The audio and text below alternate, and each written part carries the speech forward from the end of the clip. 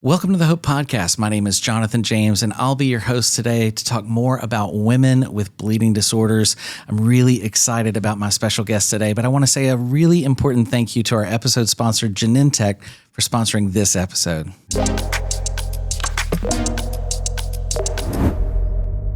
Welcome to the Hope Podcast. My name is Jonathan James, and it is such a treasure to be able to bring to you a great conversation today that I'm excited about. Dr. Danielle Nance. It is great to see you. Thanks so much for joining me today on the Hope Podcast. It's great to be here, Jonathan. I know it's taken a while to get here, but I'm glad that it finally lined up for us. Yeah. And on this beautiful morning in Louisiana, with the sun sparkling off that bright green.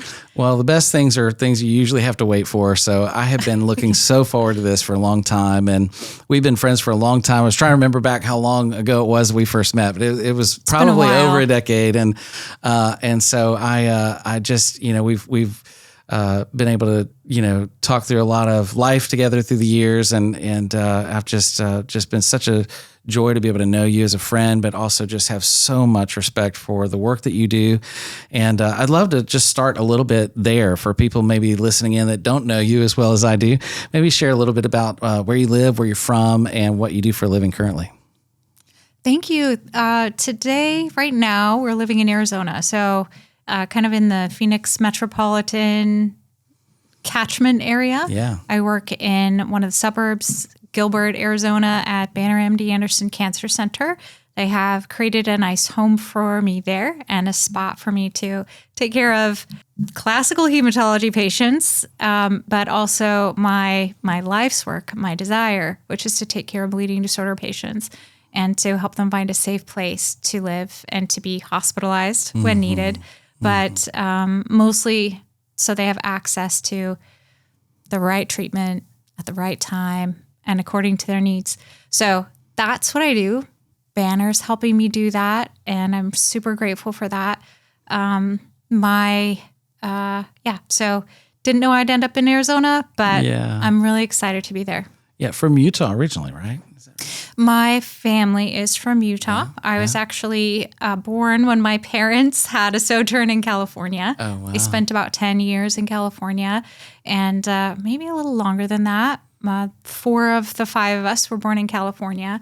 And then San Francisco got a little wacky in the mid to late 70s. And my parents relocated us to Utah, to a small town near a college. So a small college town in rural Utah. Wow.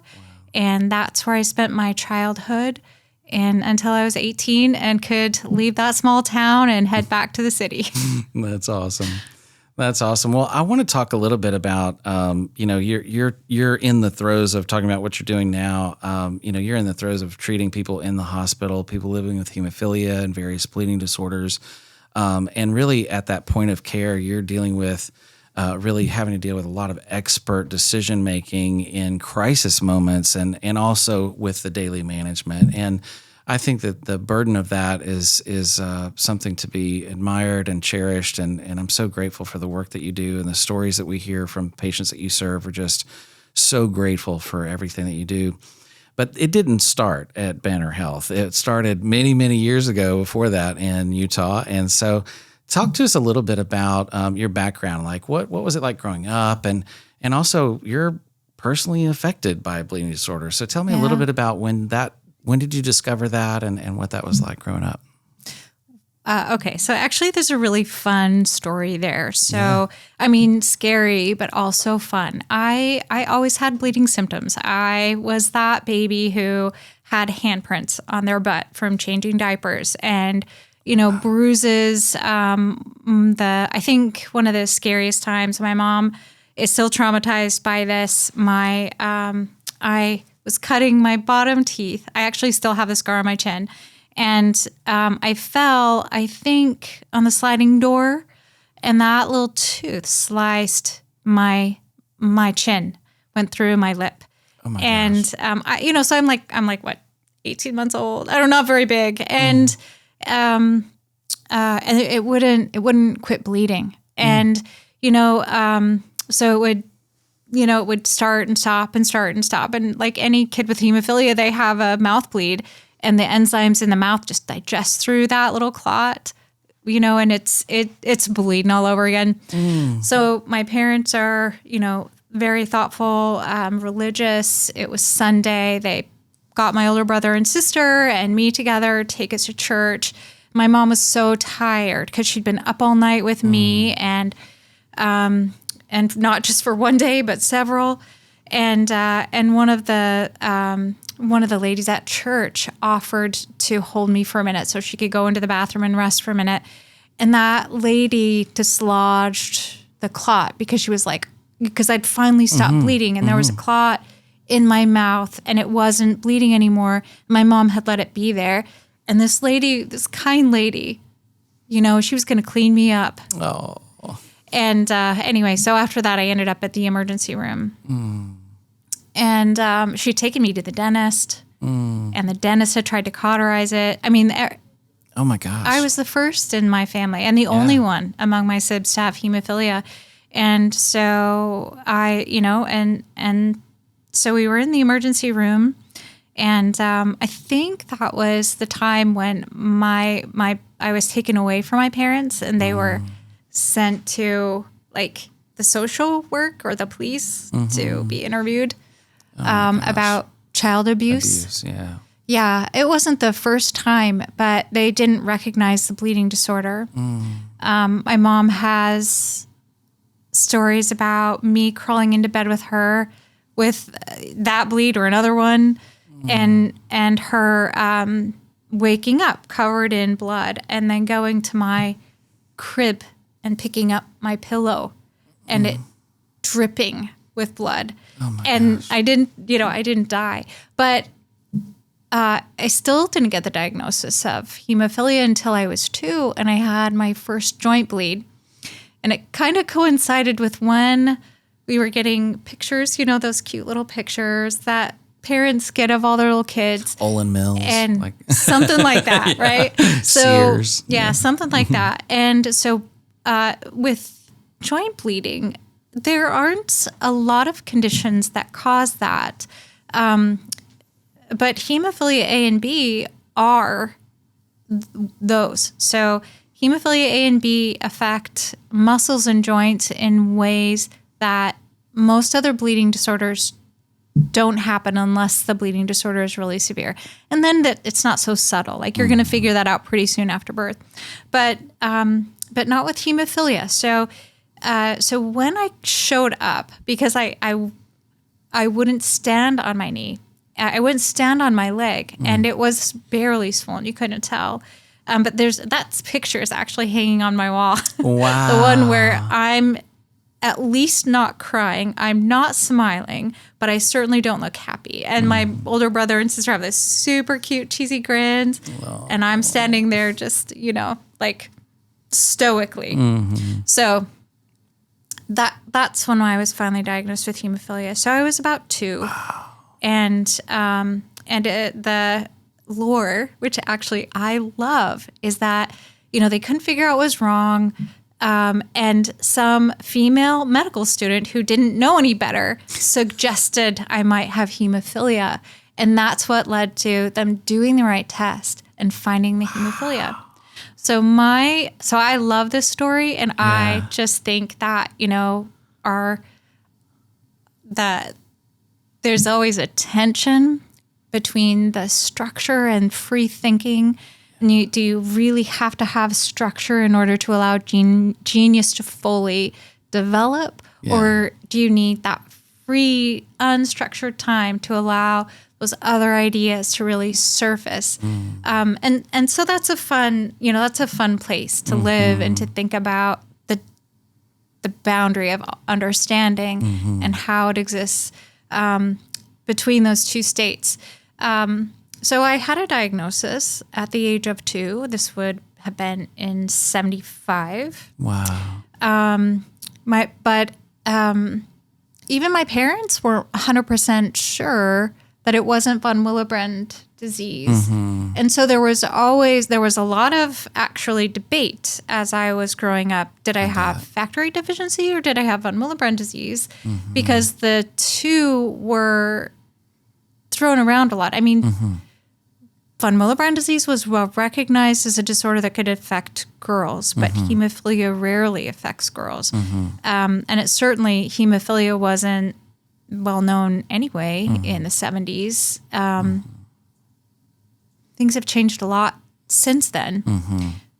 And you didn't have any other like siblings or family history of anyone else having? Nobody else bleeds except for me. So it's very Big incredibly family. difficult to. I have sibs on my dad's side from his from his cohort. Yeah. He has half sibs also. Wow. That none of them bled, and none on my mom's side, and there are 7 kids in her cohort, her birth cohort. So, a lot of opportunity Mystery. for bleeding disorder to be around, but nobody else, and none of my cousins. It's just me, and now my son Isaac. So just the 2 of us among all those 50-something cousins on my mom's side, and It's amazing. a lot on my dad's side. I don't even know how many. So, so bleeding disorders were new in the family, and because of that, I will say that I felt really, really alone. My older brother and sister, I love them so much now, but they were not nice to me because they had a perfect life until I was born, and then I was always sick. Yeah. And, and my bleeding disorder is moderate. Okay. So factor levels between 2 and 4% pretty consistently.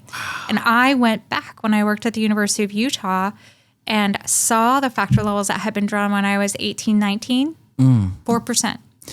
Wow. Factor levels when I was in med school were 8%. Wow. And I wasn't even on birth control there, but I don't think their assays were as sensitive as the ones done at the universities. Interesting. So really pretty low factor levels. And so, but not 0. So while I was always covered with bruises and always oozing from some cut, I didn't always have the big bleeds. So but it did seem to happen whenever we were on vacation or doing something fun, because that's when hemophilia always gets in the way. Right. You're Right. going on your trip to California and somebody pulls you wrong and you slip and you get that bleed in your ankle. And then what do you do? Yeah, I remember being at SeaWorld and having, I don't remember which joint it was, but hanging on,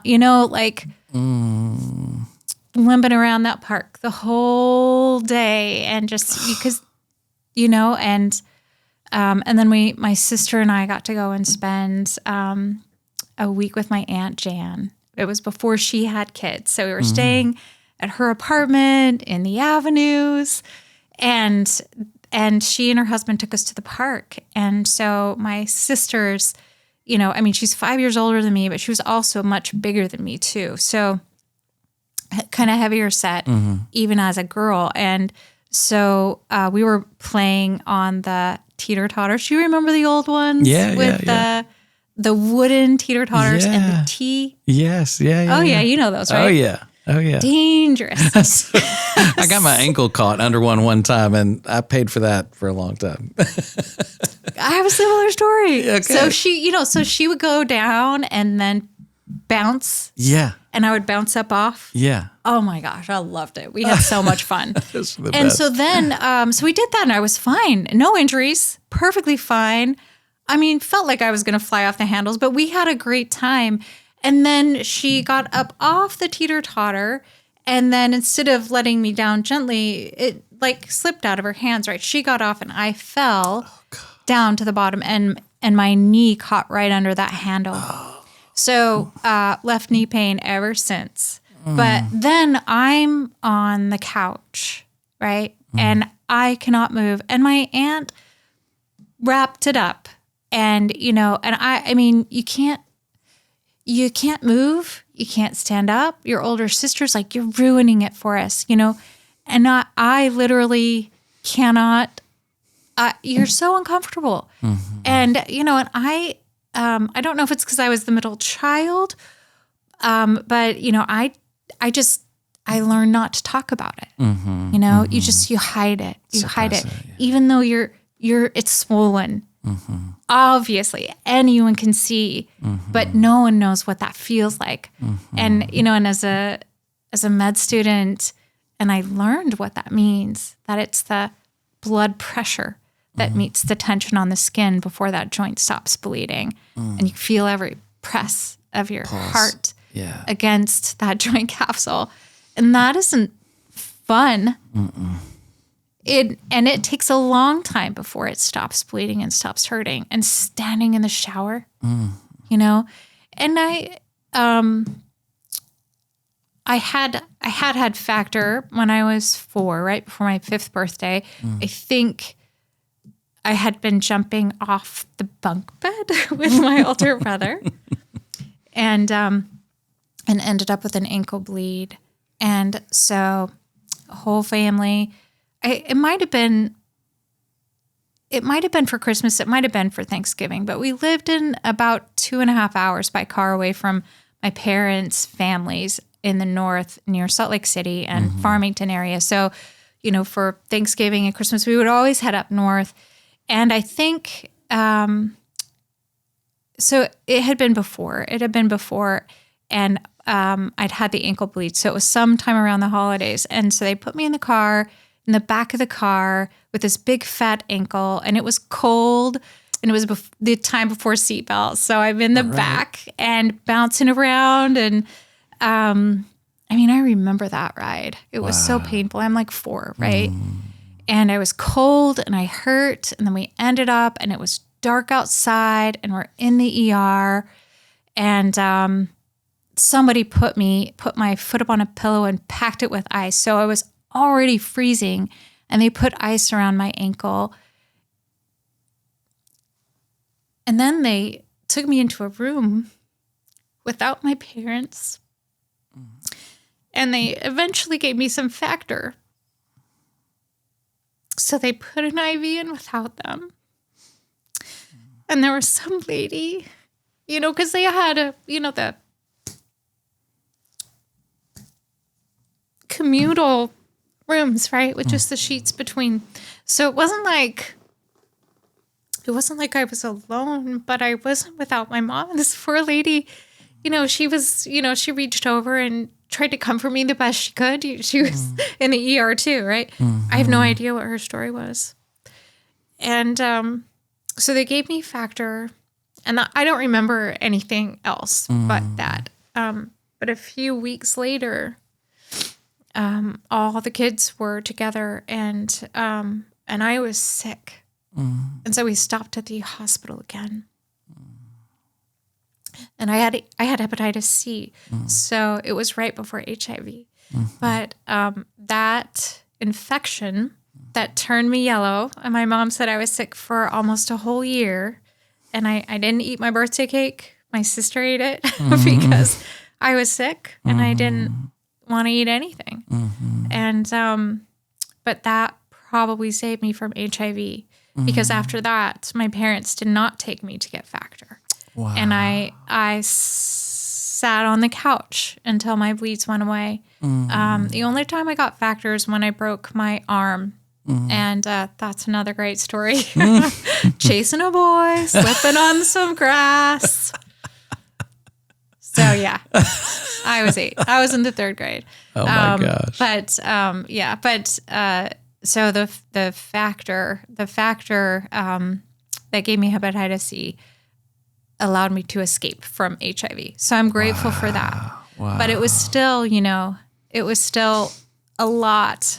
And then there was always confusion, right? Some doctors would tell me I had a bleeding disorder, others didn't.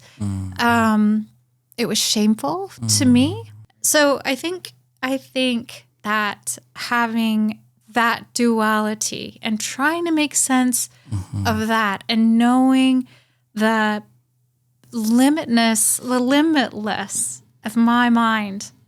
And when I didn't have a bleed, I was strong and I could ride my bike so fast. And then having my parents tell me, "Don't run, Danielle." And I'm like, "What are you talking about?"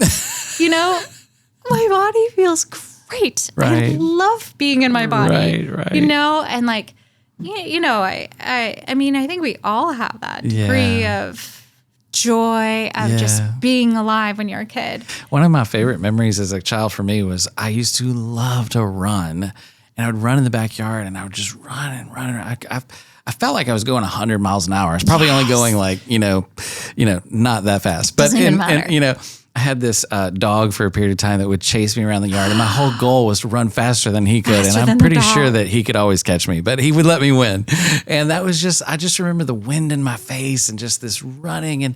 And inevitably, I had way more ankle bleeds than I had the ability to do that. But it was those few days, or sometimes you could do it without, a problem. And then other days it would turn into some massive hospital visit. But, I remember that too. It was just like, I just want to do this. I want to run. I want to be free. I want to feel the wind in my face. And it's so odd how like sometimes you could do it and it was like no big deal. And then other times the smallest little twist wrong. Right. Yeah. A little step in a little hole in the yard or something and you're done sunk. for. Yeah. Yeah. Yep. And dealing with the emotions of that as a child too is very, I think this is a difference between sometimes men and women is like guys are so thick headed. We're just going to like keep being bullheaded about it and try it, over and over again. But I think sometimes like one of the things I've learned from watching my girls go through their suffering with a bleeding disorder, it's like, they're present in it mentally and emotionally when it's going on. And I think for me, it was like, I would just get angry and I would just get, I'd want to reject life. I'd want to reject everyone around me. I'd want to, there's a sense of like, and as soon as it was over, it was like, I just didn't want to deal with what just happened, like whatever that experience was. I just wanted to get over it, but watching my girls go through that, they approached it differently. Like it was like they were really present in it. And then when it was over, when a bleed was over, something was going on, it was like there was this sense of like, it lived with them. There's a sense of like this continuation of processing, and it seemed to be connected, and I've actually learned from watching them go through it how to process my own mental and emotional, well-being through all of that too, because I don't think I always processed that as a kid, not that anybody really processed it perfectly, but it just, there's a sense of like, having to deal with that. I know for you that you're surrounded by people who don't understand. The clinicians that you're seeing have mixed reviews on whether or not it is this or isn't this. Very presently what's going on in your body, but then you're just a kid. And so it's, how did you deal with all of that? Well, you just said a lot of things. No, sorry. Thanks for sharing Yeah. your perspective also. Yeah. That joie de vivre of just being alive. Yeah. And having those periods of super strength. Yeah. And then being restrained, hardcore. And it's not because anybody told you couldn't. Right. It's because you really cannot. Right. And no one can save you from that. There's no superhero. That's right. That's going to be able to remove that pain for you. That's right. Doesn't matter. That's right. How smart they are or how, much money they have or how, Yeah. Yeah. Absolutely. So I don't think I processed that well as a child either. And I don't think any adults in our time really had the skills to process that. Mm-hmm. We just, the time in the 70s were a strange time looking back on it. Mm-hmm. We had cheap gas. Mm-hmm. We had fast cars. We had telephones that you weren't 25. They still were. But starting in the 90s, voice over IP started and the prices of phones came down. But the information exchange was picking up. And then we had Factor. It wasn't perfect, but we still had something better than a blood transfusion to treat hemophilia. So things started changing all through the world. And we have children now that are teaching us. We might have ADHD, which I definitely have and didn't know it. So part of my unbridled energy was a very busy mind and being hyper-focused on some things and not on others. And I think hemophilia tends to push you into a place where you can have a fantasy land a little bit and escape what's happening around you. So, hemophilia is good and bad.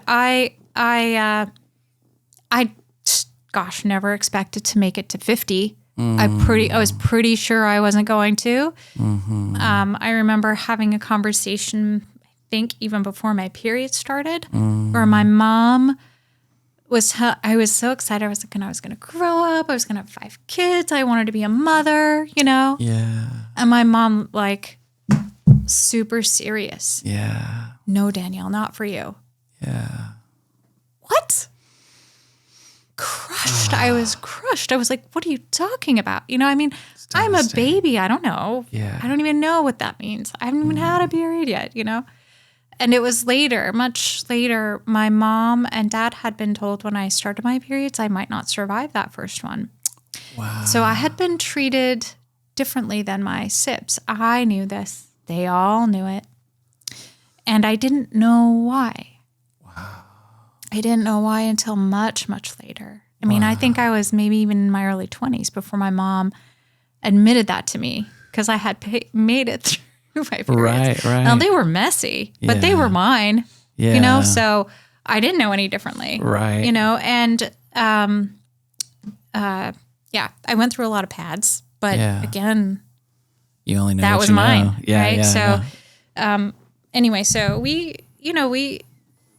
weathered a lot of uncertainty. I made choices that I in retrospect I wouldn't have needed. I suffered depression and treated that with substances that probably weren't that great for me. But that was all I had, and that's and that's what I did.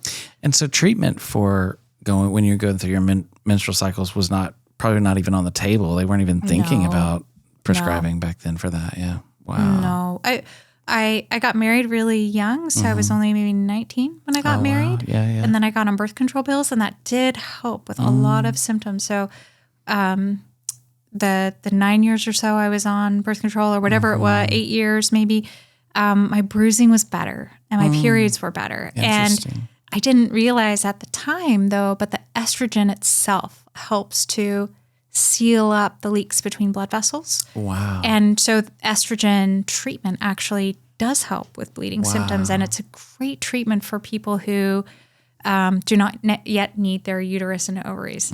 So, so that was a bonus that I didn't expect to get. Happy accident. A happy accident. That's right.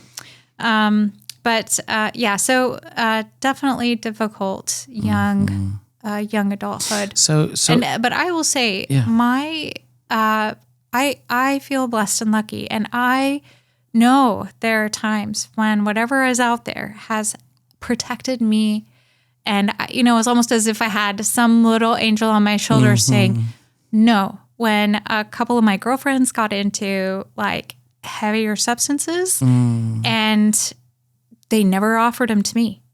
Wow. Right? It was never and I found this out later that they, in fact, they sort of distanced themselves because they weren't even gonna, no, this is not for her. And other times in my life where I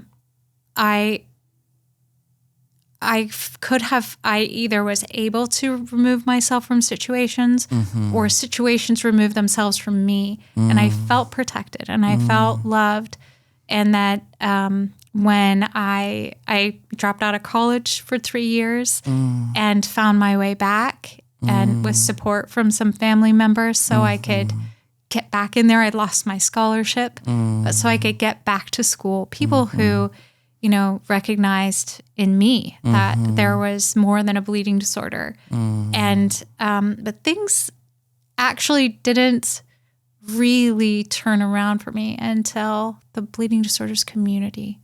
And I found them through my treatment center. I was like, look, I really think I want to be a doctor. And they're like, well, we don't have, but I need volunteer work. And they're like, well, we don't have anything for you. So why don't you go to your local chapter? That was the Utah chapter of the National Hemophilia Foundation. And for the first time in my life, a woman who didn't have a bleeding disorder but knew a lot of people with bleeding disorders, listened to me and knew when I said I would get that tingly, bubbling sensation in my knee, she'd heard that before. And so suddenly I had a language. Wow. I had a language to talk about what had happened to me in that loneliness of physicians not knowing, showing up at ERs and saying, I have hemophilia. I have factor VIII deficiency. I could say those words as a 16-year-old. I have factor VIII deficiency. I need factor VIII. And the doctor looking at me and taking more blood and saying, you don't have hemophilia. You have von Willebrand's disease. And you're not bleeding right now, but I just came from, I have this cut in my mouth. I just picked up my pillow and it was dripping blood. And I know I'm going to re-bleed. And they're like, you're not bleeding now, go home. And me coming back a few hours later with now a big swollen lip. And you know what I mean? Like, and this happened every time there was a problem. So yeah, I went into medicine with prejudice. Why are the smartest people on the planet so dumb and no one can tell me what's wrong with me? What is wrong with me? I don't know. I really want to know. And I honestly, you know, I went to medicine to learn about hemophilia and what was wrong with me. And medical school taught me how to be a physician. I felt like an infiltrator for years. I'm like, all I care about is hemostasis. Get me into the clotting factors. Show me about that. You know, then I'm like, wait, what's the PT and the PT again? What's the intrinsic class? Wait, what are all these factors? Wait, I need to know renal disease? What are you talking about, gout? This is an old disease. This doesn't even happen to people anymore. So, you know, I was a history major, but mostly because that was going to be easy for me to get straight A's so I could get into medical school, right? Like that was my whole idea. I love history. Yeah. And so when I started picking up the history of medicine books and learning about the history of medicine, then I could learn medicine. Because that was the language that I knew. So it was really, you know, me figuring out how does my brain work? How do you learn? How can I figure this out? Yeah. And what does it mean to me? And so, so the bleeding disorder community taught me how to use my voice, invested in me, some leadership training, helped me start to frame the issues that are important to me as a woman and as a person with hemophilia. And then I was able to take that encouragement. And there are a few women out there who have continued to support me in those moments of doubt. And there are a lot of them when you're tired and I didn't get into medical school the first time I tried. Mm-hmm. So I had to take some time off, take some more classes and reapply. I didn't have the most confidence when I started. I didn't have the most confidence when I graduated med school and started my internship, you know, and, but at every turn, the bleeding disorders community was there for me. Every time I faltered, they picked me up and they keep doing that, you know, and I come to conferences and I remember why I'm fighting, and it's okay to take time for myself. And focus on myself. But I still have the work to do. Yeah. And I'm still going to do it. And it's still there, 20 years into post-medical school graduation. I'm still just getting started. I always say that, the best thing about being diagnosed with a bleeding disorder is the community that comes along with it. And that's right. I just feel like so many people who are not involved in the community also are missing a big piece of the, of what it's like to have a sense of community. They have their own communities. Yeah. Yeah. And some of people are able to sustain that, but there's so much value.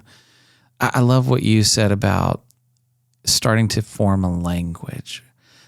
That can be so, it sounds simple, but it can be everything, because it's when we gather together and share our stories and our experiences. Yeah. That we begin to frame a language, like you said, around our experiences and around what's going on. That you said, like the tingly and the bubbly, like that stuff may sound like, what are you talking about to most people? But I think once we get together and we start talking about it, like, oh my gosh, I really have had that feeling a lot. Yeah. And I didn't know that if I really think back about it, that was actually the very beginning of it turning into burning and swelling and pressure and heat. And oh my gosh, it turns into a fully blown, metastatic bleed. And it's in those things that you begin to get a certain language for yourself that helps you to be able to advocate in those emergency room moments, or helps you to be able to defend yourself against an insurance denial, because you have been equipped because of the language that it comes from community. From communicating. That's right. And that is, I think, more than anything, the superpower that I now have, because I know those words from my body, the experience I have in my body. And physicians are using this now. They're talking about lived experience experts. So that the physicians who I have worked with and learned with and struggled hard to gain the knowledge that I have, for them to start using words like that is so hopeful. And then, one of the things that we talked about in the pre-meeting, work was, it was maybe to talk about, okay, so one big focus of my work is as soon as I got into medical school and I started to see what it takes to acquire that knowledge and to put off, like my other friends are, I work 50 hours a week, and then I have to do continuing medical education. So I have to carve that out of my personal time. I have to, I have to carve out of the time the people who are calling me on the evenings and weekends because, I'm a doctor. I don't have a life. They've got an issue and they need help right now. Yeah. And all the medical questions from my friends and family members that don't have bleeding disorder. So, it's like there's a continual stream of interruption to whatever I might want to do to restore my own health. So I guess in Arizona, I'm hoping to see as many people as I can and help to see them.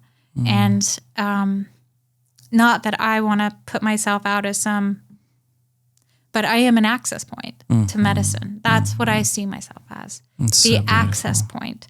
So how can I be a greater node? How can I have greater reach? That's where I'm going. And how can I help teach patients to be seen, right? What are the right words to say?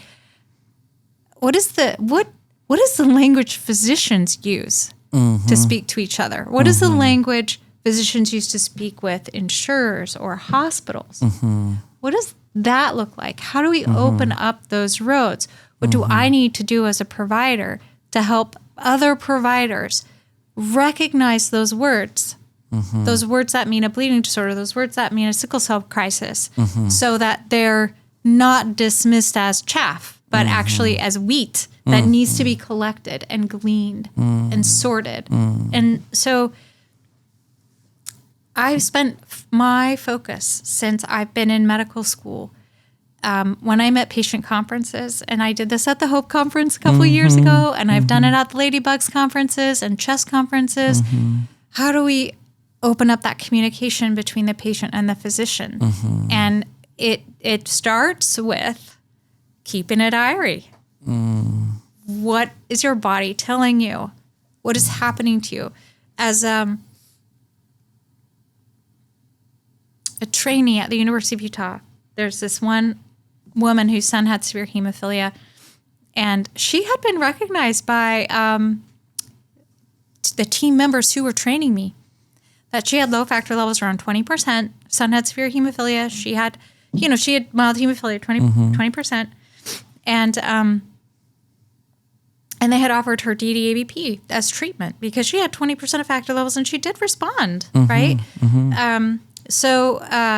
But I don't know if she went far enough in explaining to them, or maybe they didn't ask. But we're in the clinic room together, and I'm a fellow, so I've got a little bit more time. I only got 2 or 3 patients on my schedule, so I have an hour. Yeah. I'm going to spend as much time as it takes. And then I'm anxious and nervous. So I can't ask the questions right. And I got to fill out this whole H&P, and I'm like, and I have ADHD, right? And I don't know that I have this yet, but I just know that I'm struggling, and I feel like I'm always behind. And, my daughter diagnosed me. What? Yes. She's like, Mom, I think you have ADHD. And I'm like, what are you talking about? That's for little boys that are running around like crazy. That's not for me. I went through medical school, right? Like, I got that training. Right. And it had nothing to do with girls. There were no girls in there. No, they didn't talk about girls in the training, just like they didn't talk about girls. Like, women's health has been ignored this whole time. It's like, it's not just hemophilia, people. It's women's health in general. Right. So that's a topic for another day. But okay, so I'm talking to this lady, and she's telling me about that when she takes DDAVP for her joint bleed, it does help. But then she's in bed the whole next day because she gets a massive headache. And I was like, well, did you tell him about the headaches? No, I didn't tell him about the headaches. And I was like, well, okay. And I'm like, well, how often are you taking the DDAVP? About every week. I'm like, so your ankle feels better, but then you spend a day in bed because of the headache. And this happens every week. Yeah. Well, eventually it comes up that she's used her son's factor.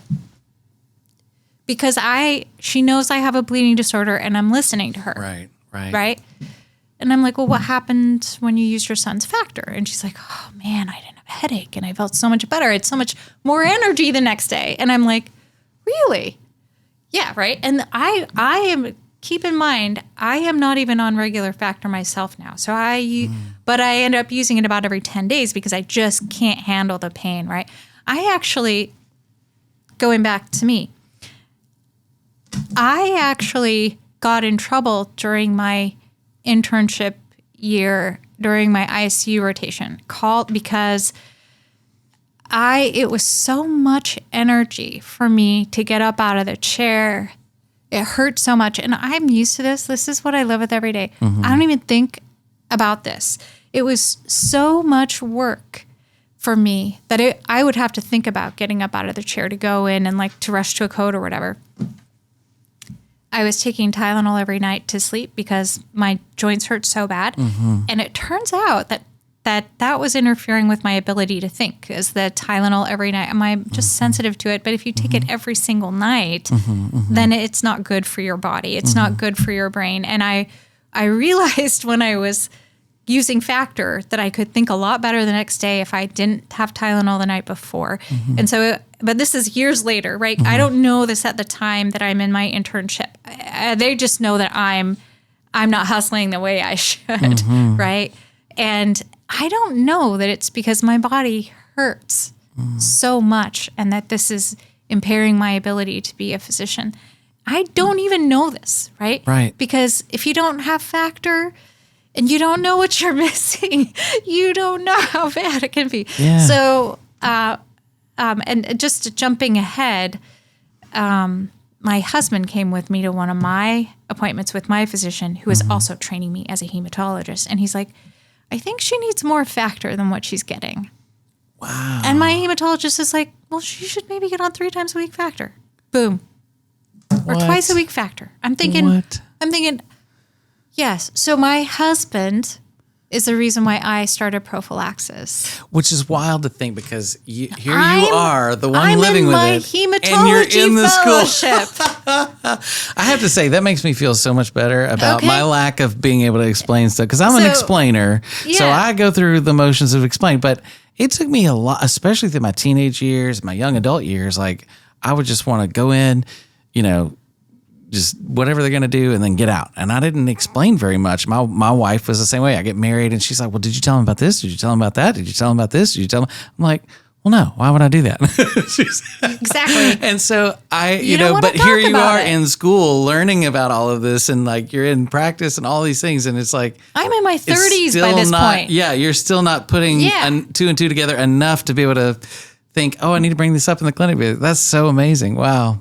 Yeah. So it was my husband, Wow. because he could see how much Yeah. better I felt. And every dose of Factor was an agony because I was like, oh, but it feels so good. I want to feel better, you know? yeah. And I know I feel better after a dose of Factor. Factor's magic. Yeah. You feel good. And I'd had Factor in my fridge since I was in my 20s, but it's always like, am I going to use this? Am I going to use this? And that decision to start prophylaxis, it really helped to liberate me from the day-to-day achiness. Yeah. And, and as Factor products have gotten better, then I realized like every There's a little connection. step where you're like, well, now I thought that was a good Factor. Yeah. And then you started a newer generation and you're like, well, now that does feel a lot better. And then you get the next generation and you're like, holy crap, my body stopped falling apart. I don't feel worse every week. Yes. And there's been traditionally a lot of apprehension. There was such a period of time where people thought that maybe inhibitors were caused by changing products so often. There's a whole generation of people out there that are like, if it ain't broke, don't fix it. Like That's right. And that's been interesting to see how like now that has kind of been debunked and we're now Yes. in this new way of But going, we no, if understand if it's not, a little more. yeah. And I have to tell you this story because I'm not sure that you know about this, but you made a huge change in my life. Personally, we were having, we were at a dinner or something one time. This is going back like maybe 2016, 17, somewhere in there. And you told me one time I was going through some sort of, diatribe about how, Factor doesn't help pain. And some people think that it's like, it doesn't really help with pain. I mean, I'm going to infuse and then arrest and then eventually it'll get better, but there's no real connection between Factor and pain. And I don't remember all the reasons why we were having this conversation, but you looked at me square in the eye in the middle of that conversation and you said, but it does. And I was like, no, it doesn't. And you were like, but doesn't it? And it was this very somber, it was, how sometimes you're in those conversations and it's like time slows down and it's like Yeah. a slow-mo moment. Yeah, I remember Because that. I was in my flow and you were interrupting my flow and going, no, there's a connection. And I was thinking, well, maybe there is. And from that moment, and we talked more about it that night, and I was Yeah. thinking about how there's this, and your point was, you said that if the cause of the pain is maybe a microbleed or a bleed or inflammation, whatever the cause of if the cause of the bleed is from you having, the not having enough Factor, and then you give it Factor, that is going to interrupt the pain cycle because it cannot continue to fester if it's being solved in the hemostasis. So in that moment, I still look back at that conversation oftentimes, and it actually began to change a paradigm for me long term. At the time, I was only, I think, correcting to maybe like 50 or 60%, on my prophylaxis regimen. And I will be the first to admit that I wasn't the most disciplined at staying exactly on track. I'm like 3 times a week, and then I'm like, oh, well, maybe a little bit, I'll fudge a day because I'm going to the beach with the kids, and then I'll get it the next day or whatever, And so in the process of that, there was this sense of like, I just started to, even in that conversation, I started to make the connection. Wait a minute, maybe there is a connection between getting a treatment and it reducing pain. Not that it's the same thing as like a Tylenol or whatever, but it's going to address the actual root problem, and that in correlation is going to affect the pain. And it made me start thinking differently about how to be consistent and disciplined. And it improved my treatment regimen. I ended up having conversations with my doctor, and we started going through, and so then we changed it from 60% to 100% correction. Then from that, we started to, modify the frequencies and look at PK study results. It made me start to like investigate something that I had not even considered.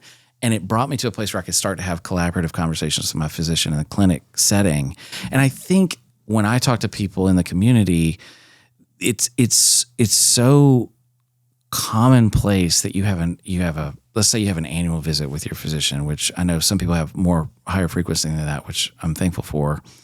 But you're really you're lucky if you get 30 minutes, to talk to review everything that's occurred in the last year. Yeah. And so you're prioritizing what you're going to talk about. And so you end up only talking about the really large things. And sometimes they say, well, you should try this or that. But there's not even enough time to explain why. This is why self-education is so critical for all of us. Yeah. But it is in those connecting points. I think we were at a national, community meeting, and it was like the fact that we were there to have that conversation and you were able to say, no, I think there's a connection. And or you were like, well convinced that it was definitely a connection, and I was the one that was like, no, I was skeptical. But it is those types of things that really can change the trajectory. And I know I've lived with a lot less pain because of that conversation. And so your ability to get to a place of like having that freedom in your own discovery is also helping. It's helping me, it's helping others. So it's not just that the medicine is advancing. It's not just that there's more, clinic visits even. Sometimes the problem is between our own two ears. And it's very often the problem. And so I'm grateful for both. I'm grateful for the advancement of medicine, and I'm also grateful for the conversations and these moments, because it's like, it really can be life-changing if you embrace it, And for me, that whole pain conversation was really I just always equated it to. That's where it is, though, right? Else. Like, we have all of these big fancy things. We have telescopes now that can peer into the origins of the universe. Mm-hmm. We have AI that can do a lot of hard thinking for us. But at the end of the day, what we have here on planet Earth are relationships. That's right. We have personal relationships. That's what and matters. This is how everything gets done. Everything gets done because we know somebody, and somebody knew us. And the best outcomes for patients are the ones in which the provider calls me or picks up the phone when I call, and I can talk to them and say, well, this person is anxious because they're hurting. And so when you talk to them, please recognize that they are not crazy, that they are just anxious because they have PTSD from the last 12 times they were in the ER and nobody listened to them and they got worse, And so having courage, internal courage, to open up your voice and to allow it to be heard, even if somebody shoots you down, that internal courage, that's what we in the bleeding disorder community can help foster. And that's what happens when you come to any of the events to gain solidarity and education. Yeah, and it's interesting, like even in your own story about your husband bringing up, here you have the two most scientific minds in the room, and your husband, who is probably the least medically trained, goes, I've been observing this. This is definitely, I think she needs more factor. And that becomes the point of change. It's like our support system, sometimes we can also, let's not underestimate our partners. Yes. Right? Whatever gender, whatever role. And I honestly, I didn't think I was going to be a worthy partner because of the hemophilia. You're, as a woman, if you can't have babies, if you don't have a healthy body, it doesn't really matter what you look like on the outside, okay? And, I'm not unattractive, but, not knowing when your body is going to just freaking totally crap out on you at any moment, right? You can be perfectly happy 1 minute and absolutely fine. And the next minute, all right, we're done. Right. Right. Like, it's it. That's it. I'm on the bed for the day, right? You're in charge of everything because I can't move. I have to sit still. And, I didn't do a very good job of sitting still for a long time. So, my body is not, it looks great on the outside, but it does not feel good Yeah. on the inside. But In that exchange with Alex, being you vulnerable, leaning on each other too. Yeah, He probably stepped up vulnerable. in ways that he didn't expect to be able to, but he found strength in himself, I would imagine too. Yeah. Yeah. That vulnerability, which is inevitable, and it doesn't matter the couple, but with hemophilia, it can really connect you with somebody else in a profound way when it can be shared. And you can't, let's be honest, with your bleeding disorder family, there's a different connection, but they're still on the outside. They're not in the day-to-day with you. Well, Alex's biggest thing, Isaac was 3 when we moved in with Alex, and I was like, look, I know we have this connection. We love each other deeply, but it is not going to work unless you can learn to infuse Isaac, because you will have to. I won't be here, and you'll have to do it. And I knew what the time commitment was as a physician, because I'd already been doing it. And I was like, you're going to have to do this. And he's like, he's got a needle phobia. And he was like, no way I can do this. And I'm like, there's not a choice. This is it. I'm like, with me comes the baggage and a lot of needles. A lot of people talk about wedding rings, but in hemophilia, we talk about needles. That's right. We're talking about needles. And I got to tell you, people surprise you. You think humanity is really horrible, and it can be, but people can surprise you. Yes. And we get to see that a lot, I think. So he embraced that, and he was like, yeah. Well, he did. Yeah. And he did it for me. I was worth that, Wow. And, I would say, getting my medical degree and being accepted as a doctor and not just a person with a bleeding disorder, that has been great for my ego, but my relationship with him, and he's been, always kind to me. And I don't think that certainly hadn't been true in previous relationships I had. And so I am grateful that it still exists on the planet. Yeah. That is pretty awesome. Yes. And I know it doesn't happen for everyone. And so again, I'm blessed and lucky. I've got great kids. I get to talk to people all day and help them live better lives with their bodies, get to know their bodies better, find better ways to care for their bodies. I get to do that for my job. And I am a lucky girl.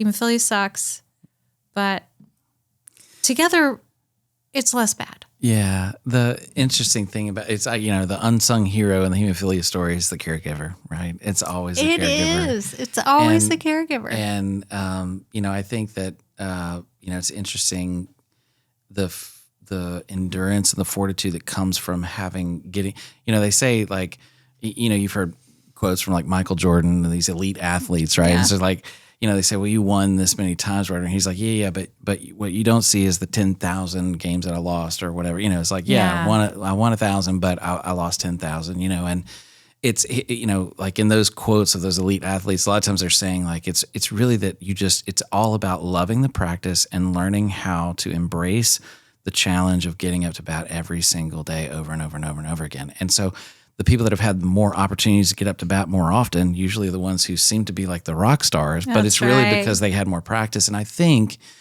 with a bleeding disorder, you have the opportunity for this emotional interruption, depression, anxiety, pain. You get up to bat at like life's hardest challenges.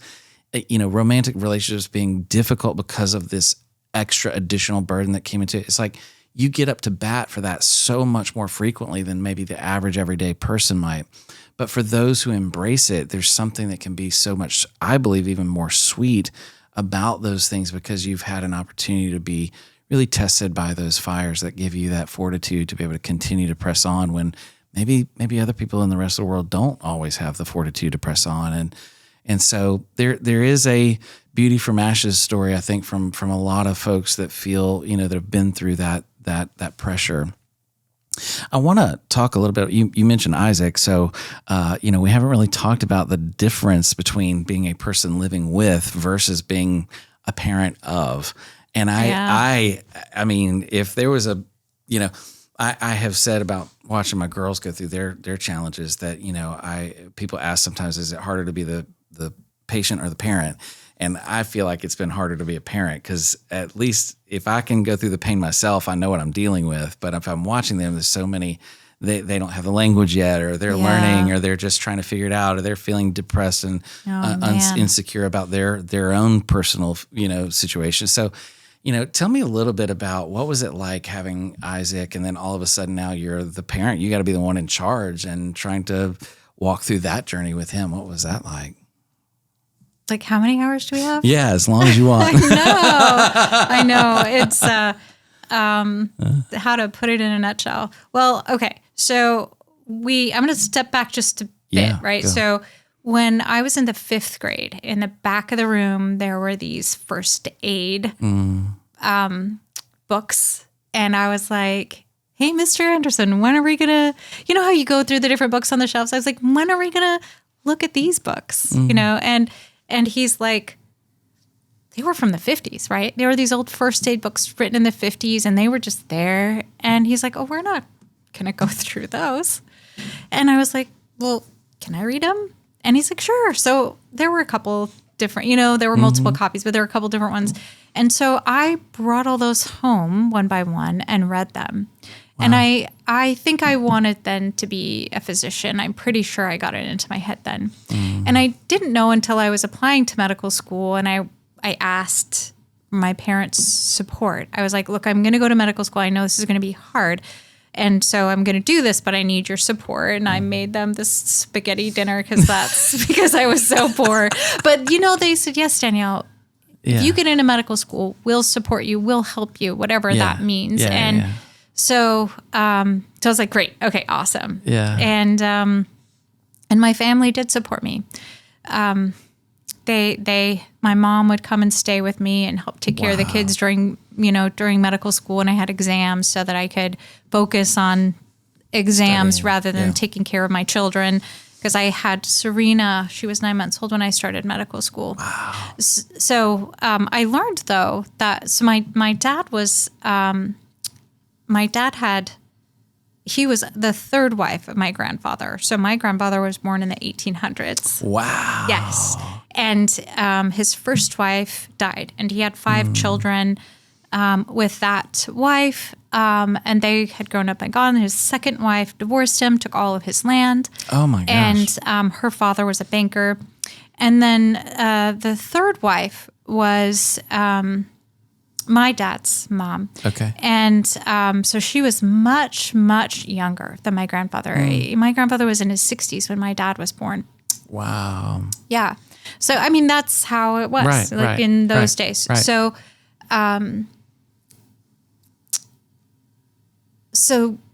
his half sibling, there were physicians in his family. Actually, they're a group of physicians, gynecologists, actually. So I was I was in my hematology fellowship, and one of the sons,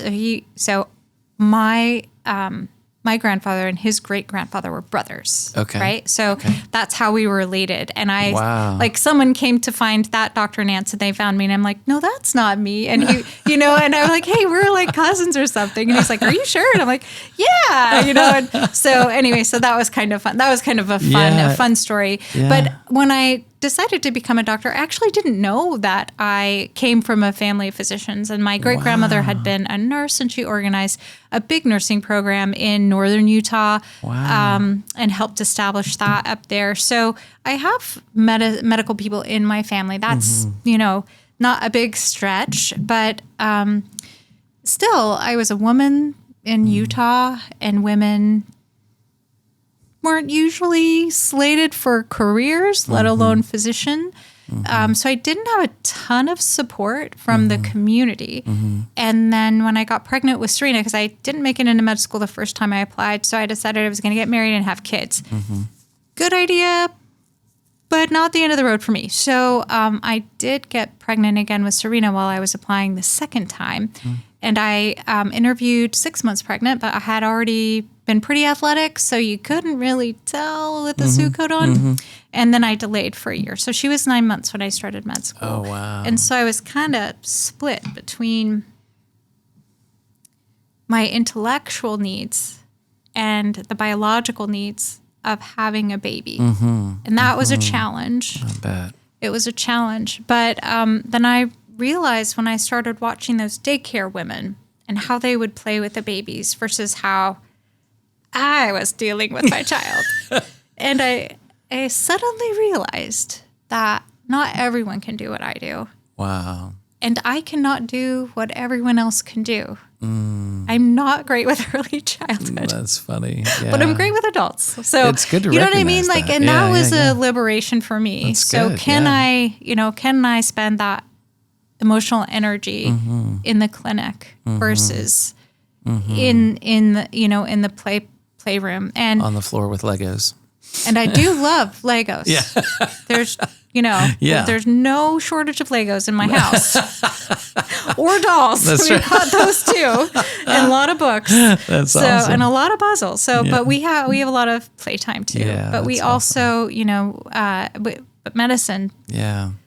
being able to interpret what's going on in my body and the sensations and being able to tell, what's life-threatening and what isn't, that has been really good for my mental health. That's good. So, So when because a lot of things go on in the body and, and when you don't know what the anatomy is, when you don't know what your tolerance is, and I think in the bleeding disorder community, one of the most powerful things that we have been given are those PK studies, right? Absolutely. Because that gives us an idea of when is the factor protecting us Right. and when is it wearing off? Right. And what tolerance do we have to do what we need to do or what we want to do?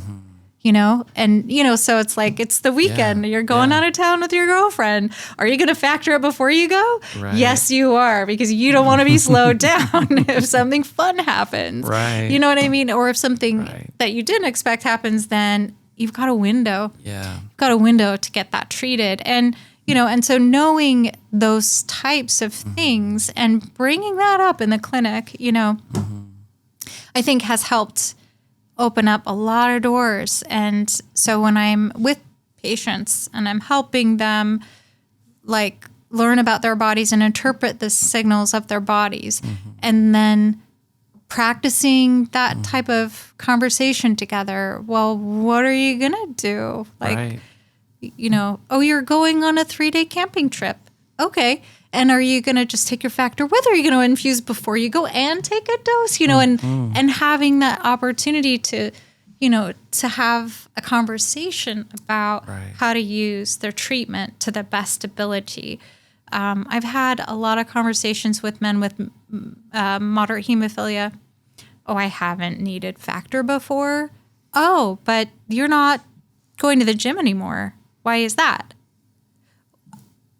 Well, it hurts too much. And I'm like, oh, yeah. Well, why don't you just, this factor, especially the hemophilia B patients, right? Yeah. I'm like, you don't have any excuse. Yeah. Once a week, once every 2 weeks. I'm like, come on. Yeah, right. That's no big deal. Right. Let's protect your body because you are only 40. Right. I'm right. like, you are not going to be able to move in 10 more years. I'm true. like, if you Yeah. can't keep moving now. So true. And so it's, it is tricky, right, to move from, this transition for me, being a person with hemophilia, being a provider, being a mother. This is a fluid state for me, and it happens all day through the day. So I can't really talk about any one of those aspects, right? Because It's just your whole life. It's my Yeah. whole life. Right. Actually, one of the things I like to talk about a little bit, I need to talk about, is the fact that there's no holiday from hemophilia. You can't go on vacation from hemophilia, true. right? And so, so I know this. So the way I cope with it is to just do it really hard all the time.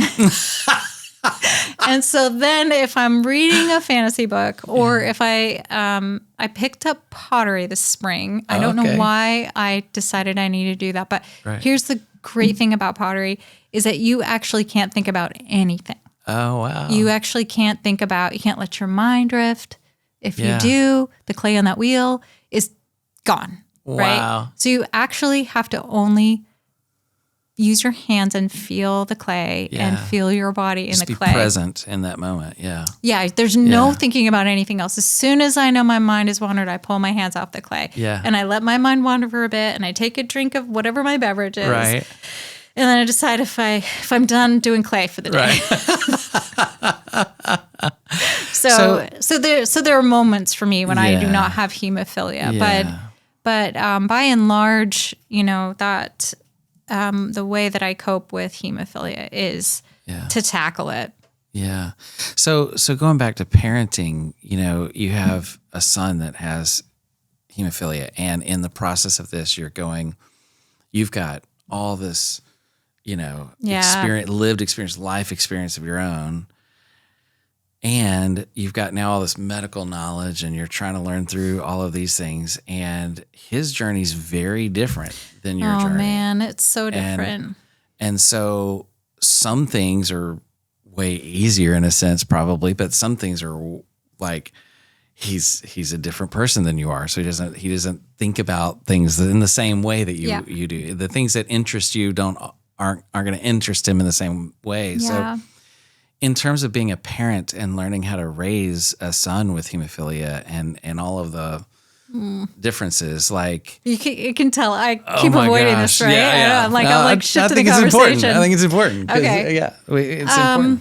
I mean, okay. So the one thing that comes to mind is, is knowing how much I wanted to have children, right? Like always wanted to, terrified of it, and then was really, really, really angry about the how do I say this? I'm just gonna have to be really blunt about it, but like the disapproval in the community about people with hemophilia having children. And I'm not sure exactly where that came from. Some of it came from the medical community because it's so bad and we didn't have treatment before. But I think a lot of it comes from culturally the stigma of disease, period. So it just comes from all angles. But, I knew there was at least a 50-50 chance that I would pass the hemophilia gene on to my child. And I mean, quite frankly, did not have 60 grand to do any type of treatment to select against the hemophilia gene. And then also egg harvest is really risky. And even then I didn't, I didn't want to risk that. So I'm like, well, we'll just see what happens. Is this a great way to do it? Yeah. It's the way it gets done. Right. It's the way it gets done most of the time. Right. And so, with Serena, I was pregnant before I went to medical school. And I remember, being pregnant with my OB and I had like this long list of questions and I was so anxious and I'm like, what about that? But I see, what about this? Blah, blah, blah. And my doctor was so loving and she looked at me and she's like, it'll be okay. And we didn't even go through any of the questions. She's like, it'll be okay. I mean, I'm like 8 weeks pregnant or 12 weeks pregnant or something. And I'm freaking out. And then with when I wanted to have the two together, I wanted to have more than one because it just seems sad to have an only child, right? And they need a buddy. And sometimes there isn't an opportunity to get a buddy, course, and that's okay. Then that's fine. But, right. I had hoped for that but I was already in medical school and my previous husband had a health condition. So, we knew it would be harder for him to, for me to conceive through him. And it seemed like Serena was a miracle anyway. And she was so perfect and I wanted her so much. And And then when Isaac showed up, and I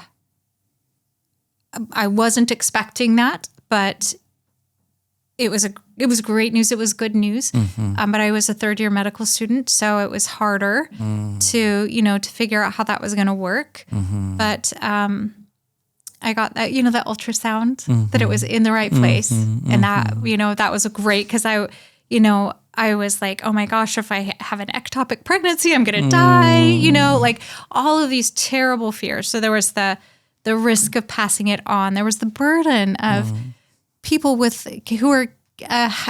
a hemophilia gene. There's all this pressure of whether or not they should have kids. And honestly, kids happen when they happen. A lot of that biological drive isn't even up to our brains. Right. Like our cognitive self, it's like overridden by our biological drives. And so like we're not even responsible for that. And you think that you are, like you have control over all of the decisions that you make. And there's a partnership with our body. It's not all up to our cognitive selves to figure it out. It's not the same thing as like choosing where you want to go for vacation. Like I think people make it sometimes. They try to oversimplify the process, and you're like, no, it's actually something that the need to have children when it's present is overwhelming, right? Wow. And that doesn't come from anything other than our DNA. And so as I really came to understand this more later after I had Isaac, but really understanding how genes work and a little bit more about those built-in things, and I'm like understand my choices better. But at the time, I'm like, well, pretty normal, stupid person that's like, well, it'll be okay, and it was, but it takes a lot of energy for it to be okay. Yeah. So that's it. You just have to work at it and figure it out, right? Yeah. But so when you found out it was going to be a boy, I just started crying. Yeah, I was like, okay, well, this kid has hemophilia. I knew that. Wow. And I didn't risk an amnio because I'm like, well, I don't want to injure the kid, right? And I don't want to injure myself, and it's our high risk anyway. And I wasn't on regular factor then.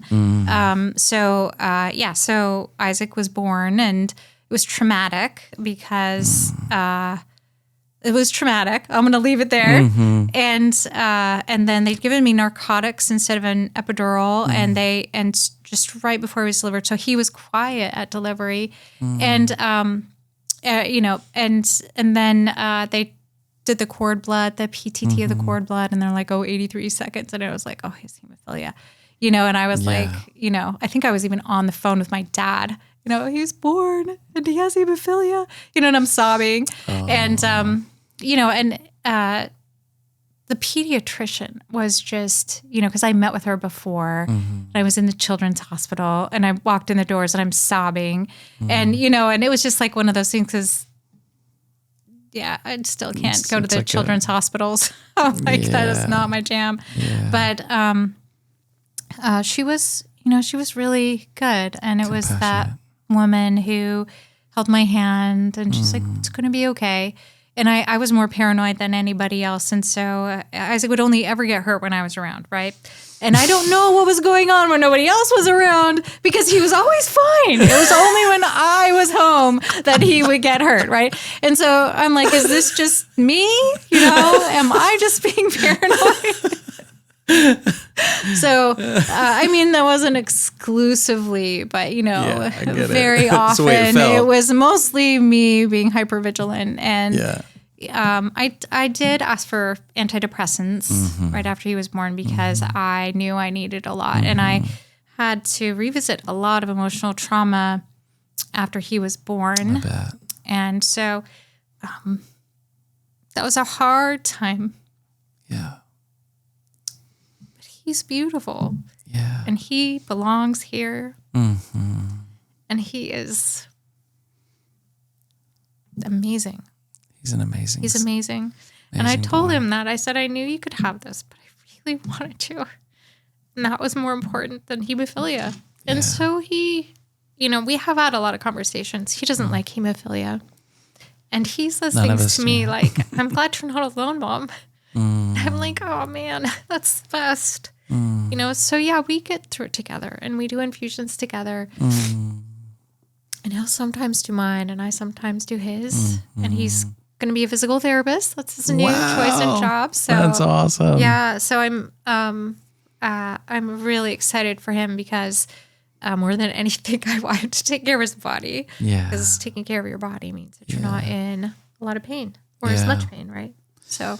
Yeah. And that journey of like just being so, I mean, in so many ways, while you didn't want that hurt for him and that, you know, that struggle for him. Yeah. There had to be some sense of like you were prepared to also walk it out from a technical point of view too. Like you had to feel a little bit equipped to be able to say, okay, we're going to do this. And at some point there had to be a place where you're like, all right, we got this, right?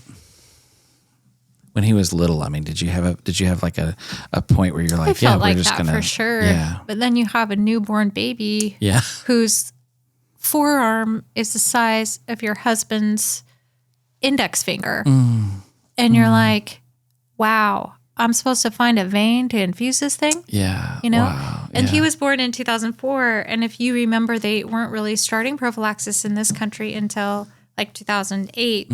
That's when that paper was published. So, and I'm like, I knew the studies that had been done in Europe that they were putting babies on prophylaxis. And I'm like, I want Isaac to have prophylaxis. And they're like, okay, we can start with once a week, you know? Wow. And so, yeah. So, you know, I mean, there were, you know, hurdles. There were things and lots of conversations. And as a parent, you have to harden your heart against their tears because you know they have to have that factor. Yeah. And when you have hemophilia and you know what it feels like to sit on that couch and not be able to move for a week and not be able to sleep for 3 days because you cannot get away from that pain. And you're like, that is not going to happen. You know, it's not going to happen. And so, yeah, there was a bit, there was like, there was vigilance that you're just like, this is, but there was that steel rod that was not flexible when it came to this. You want to go over to sleep over at your friend's house? This is what we're doing.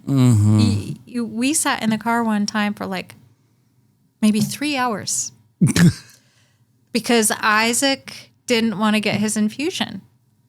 All four of us, Alex, Serena, me, Isaac, the numbing cream had worn off. Oh my gosh. And he was terrified of the needle and he didn't want it. And, you know, and he's like maybe 6 at this, 6, 7. So you can't force him and you can't hold him down. Right. He has to, he has to relent. Yeah. Right. Right. He has to give permission. Right. Right. So yeah, that was a long day. And then he realized that he'd had infusions there so many times it didn't hurt anymore.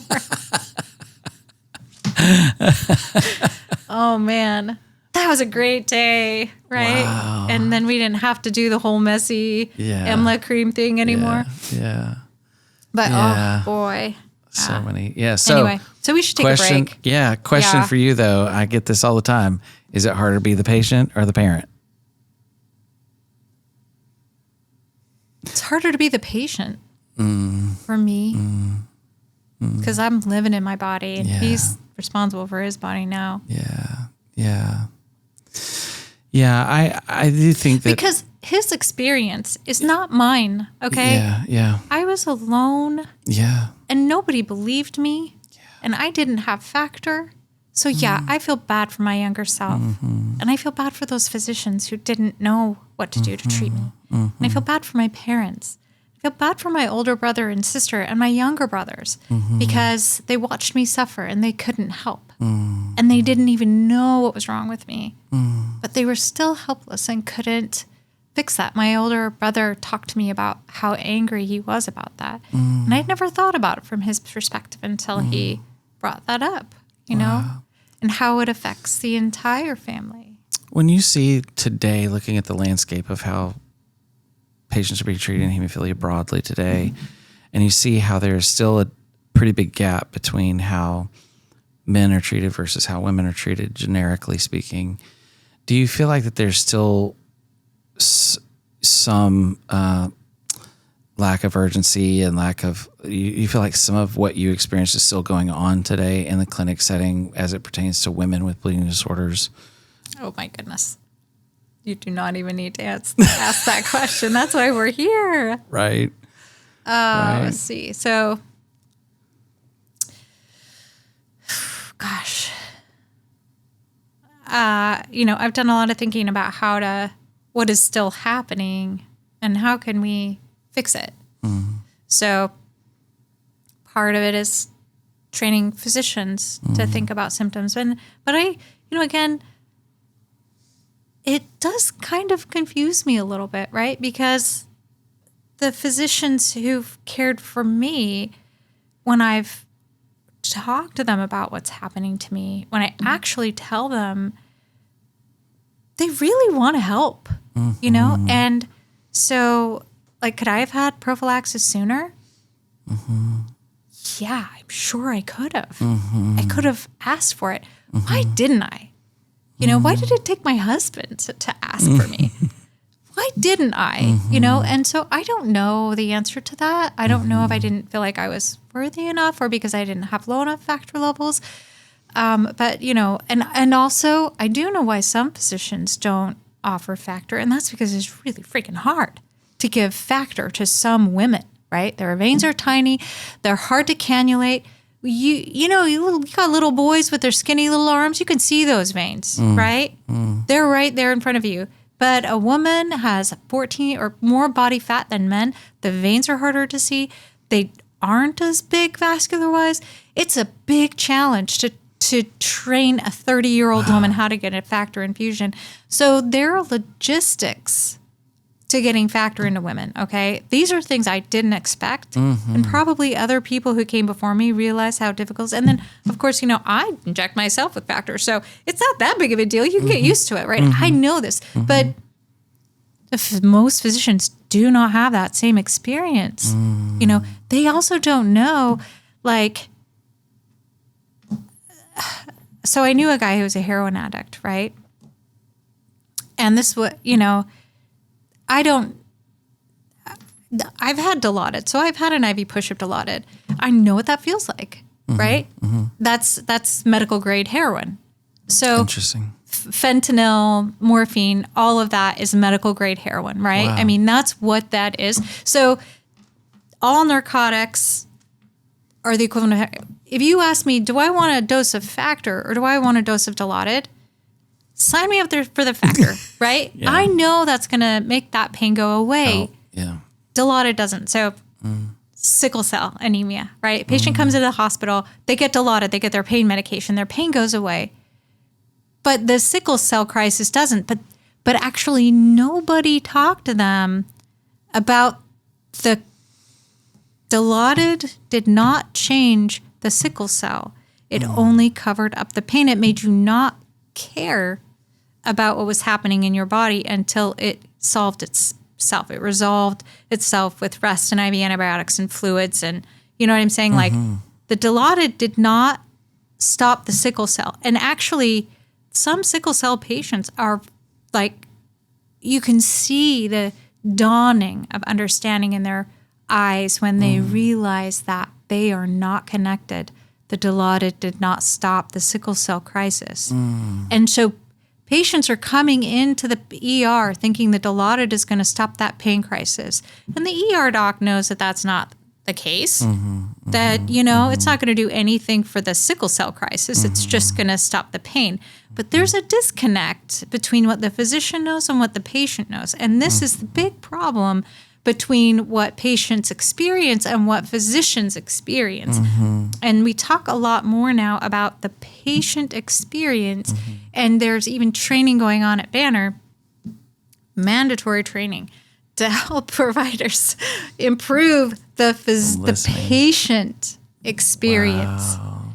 And that means that a physician reflects what the patient said. So the patient is sure the physician heard them. The physician heard them, processed it, and already created a treatment plan before they finished their sentence. Right. Because we've heard this from how many other patients. Right. And so, but it doesn't matter what the physician knows. It only matters what the person experiences. Interesting. And so there has to be a multi-pronged approach where the physician is trained to recognize the symptom, trained to recognize the language the patient is using, because it might be way different than what, right? And then also, a lot of women will go in and say, but I'm having this pain, to their physician. And they think they're having a bleed, but they don't know. And the physician's like, well, you can possibly be having a bleed because your factor levels are 30%. So they just dismiss that pain out of hand as being an actual bleed. But we now know that you can have leakiness of blood vessels when factor levels are low. And we used to call these microbleeds, but they aren't microbleeds. What they really are is a ragged capillary bed, a leaky capillary bed. So you have where that inflammation was or that bleed was way back when. It isn't bleeding. There's no blood in the joint, but there's fluid. And the fluid hurts. The fluid is stretching those nerve endings and making it so they can't function well. And so I know that regular prophylaxis helps seal up those capillary leaks. Estrogen therapy helps seal up those capillary leaks. So now the treatment should be a little bit more focused on, what's causing the capillary leaking and what fixes capillary leaking, because that's where the pain is in bleeding disorders. Now, we're not talking about sickle cell patients today, but they're chronic pain patients. And so they have a lot of similarities in understanding where the problem really is. The pain management starts with addressing the root cause problem. And so often, I think, even for women, we hear women report regularly that they were just taking, we hear people talking about taking Tylenol, but we hear them talking about taking Advil, and they're not putting two and two together to realize that in some cases they may be making the problem worse even because they're taking this Advil now, and it's causing them to even potentially bleed even more, or have additional problems. And I think, you're exactly right. There's a disconnect sometimes between even the explanation of what I'm experiencing in my body and then the treater and the provider looking at it and going, okay, well, unless you say some of those scientific references in your explanation, people, how many times have we heard people say things like, just my grandma had arthritis, my dad had arthritis, I have arthritis. It just runs in the family. Well, you even within yourself, you've dismissed bringing that up in the clinic visit because that's just something that you've always just know. Oh yeah. In my family, we just have long, heavy cycles. That's just, everybody has, very heavy menstruation. That's just the way my family is. And so they don't think to bring that up in the clinic unless that's being asked or pursued. But I do sense that there is a sense of apprehension and to even pursue some of those questions from the provider level sometimes. Because, and I think it's a litany of reasons. I think sometimes it's because it's difficult to even convince the insurance formulary. You can come to an agreement in the clinic visit, but you write that script and then the next thing you get is just this massive insurance battle that sometimes you can't overcome. And so then what? If you have a 30% level or maybe a 35%, could you benefit? Probably. But is there a point, I know for one of my daughters, for instance, it was unfortunate, but we had gone over and over and over and over and over and over again to try to get, her treatment and observing all of these bleeds. Her ankles would look the same size as mine. And it wasn't until they did ultrasound and realized that she was bone on bone, completely deteriorated cartilage in one of her ankles. And it initiated, we knew it initiated from a major injury. If you put joint bleed in there, then the insurance company will cover it. Right. But you got to put joint bleed. Yes. And well, what are you doing that for? Joint bleed? Right. Oh, okay. And how do you document a joint bleed? Some type of imaging, right? Yeah. So it either needs to be an MRI or a CT scan. And so what I like to tell women is, okay, how do you get yourself organized? If you only have 15 or 20 minutes, then how are you going to get the most out of your visit, right? So number one, bring a list. right? Bring your list. And bring a list of all the times when you think you've had bleeds. So you don't have to go through the story of each one and how you were feeling, what you were wearing, and what the phase of the moon was, because Dr. So-and-so doesn't care, right? Only wants to know what the symptoms were and if something made him better or worse, right? What was the body part? What were the symptoms? And what made him better or worse? That's it. That's the whole thing. That's all they want to know. Right. And so we don't want good storytelling in the clinic. We want just a list of facts, because those lists of facts are how we're going to list in our note. And we're going to say, patient had this symptom there then, and this symptom then. And the other thing is, if a boy has 2 bleeds in a year, that's enough to justify prophylaxis. Well, if a girl has 12 periods in a year, why isn't that a cause for prophylaxis? Why doesn't that justify prophylaxis? That's 12 bleeds. Wow. Right? Wow. Like maybe she's missing 3 days of school or work. You know? Right. Why doesn't that justify factor?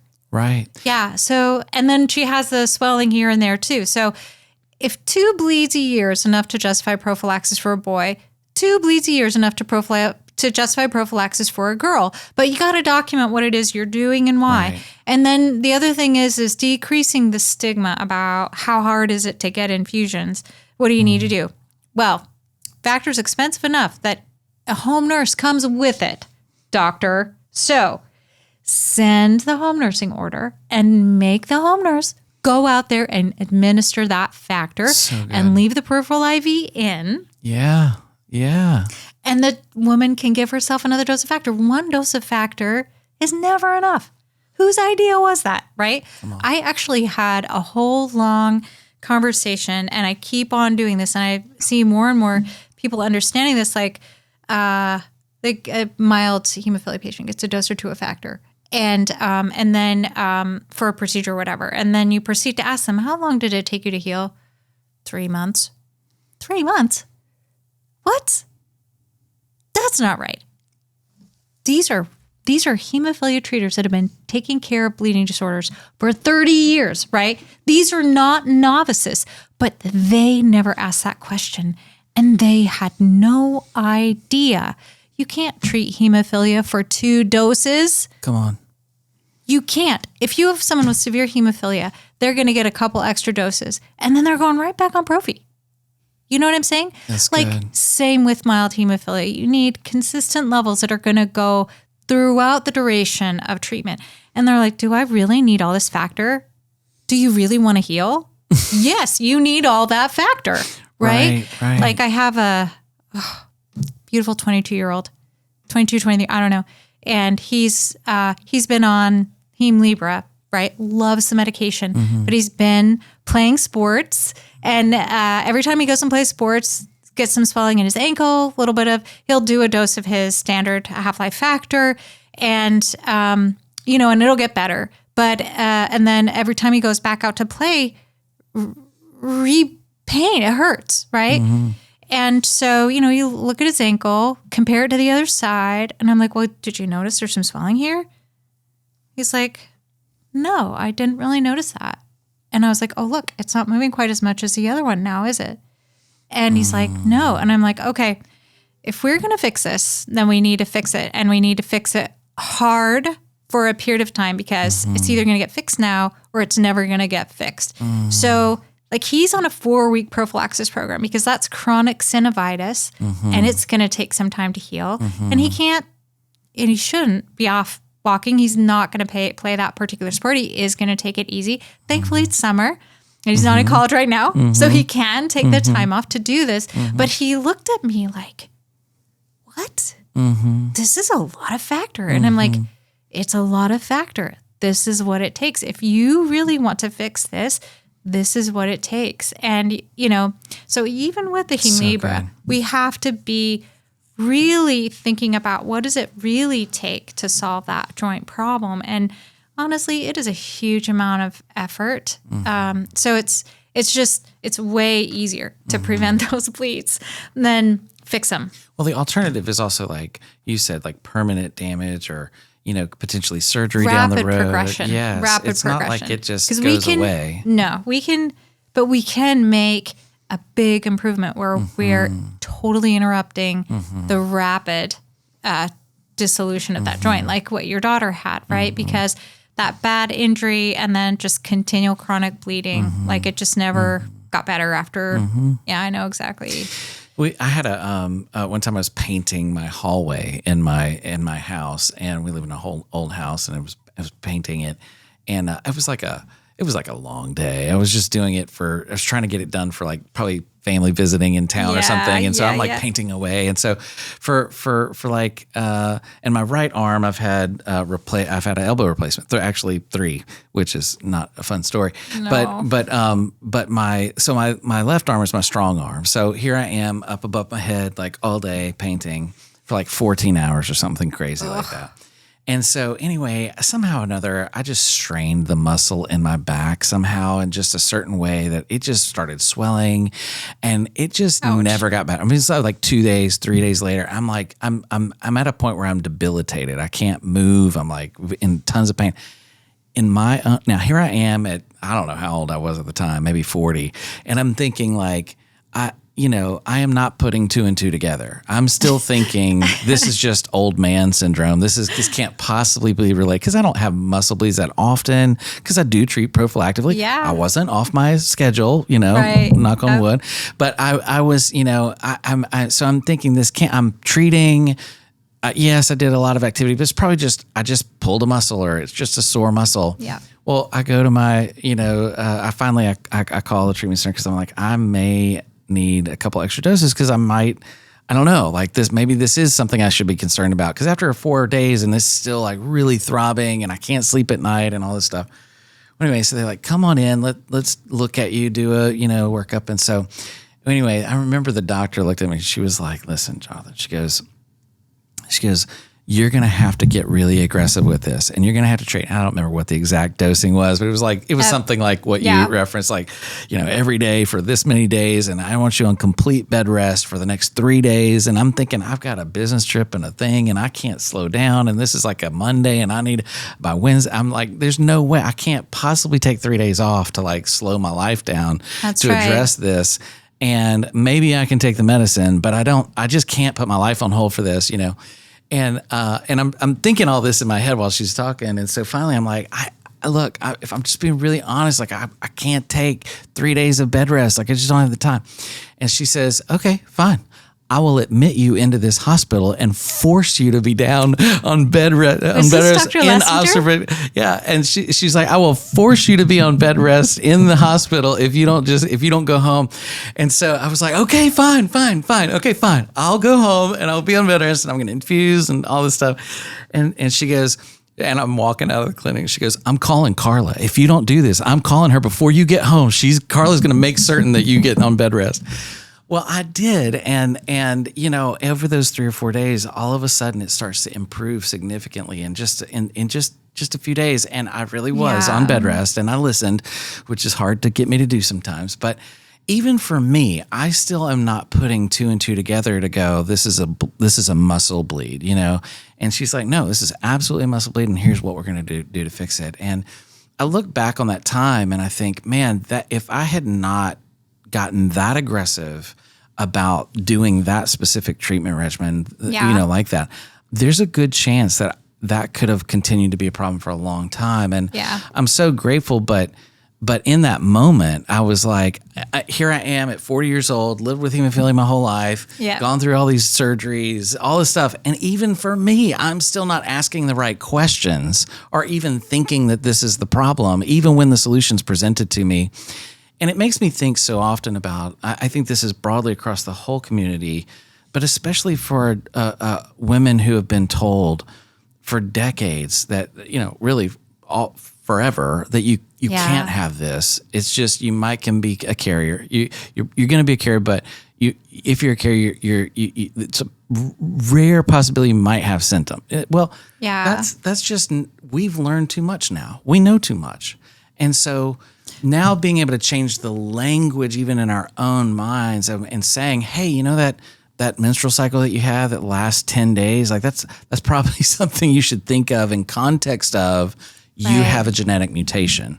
And if you can put those two things together mentally, maybe maybe you can start having a conversation with your provider that's more in the area of like, hey, I think this might help me.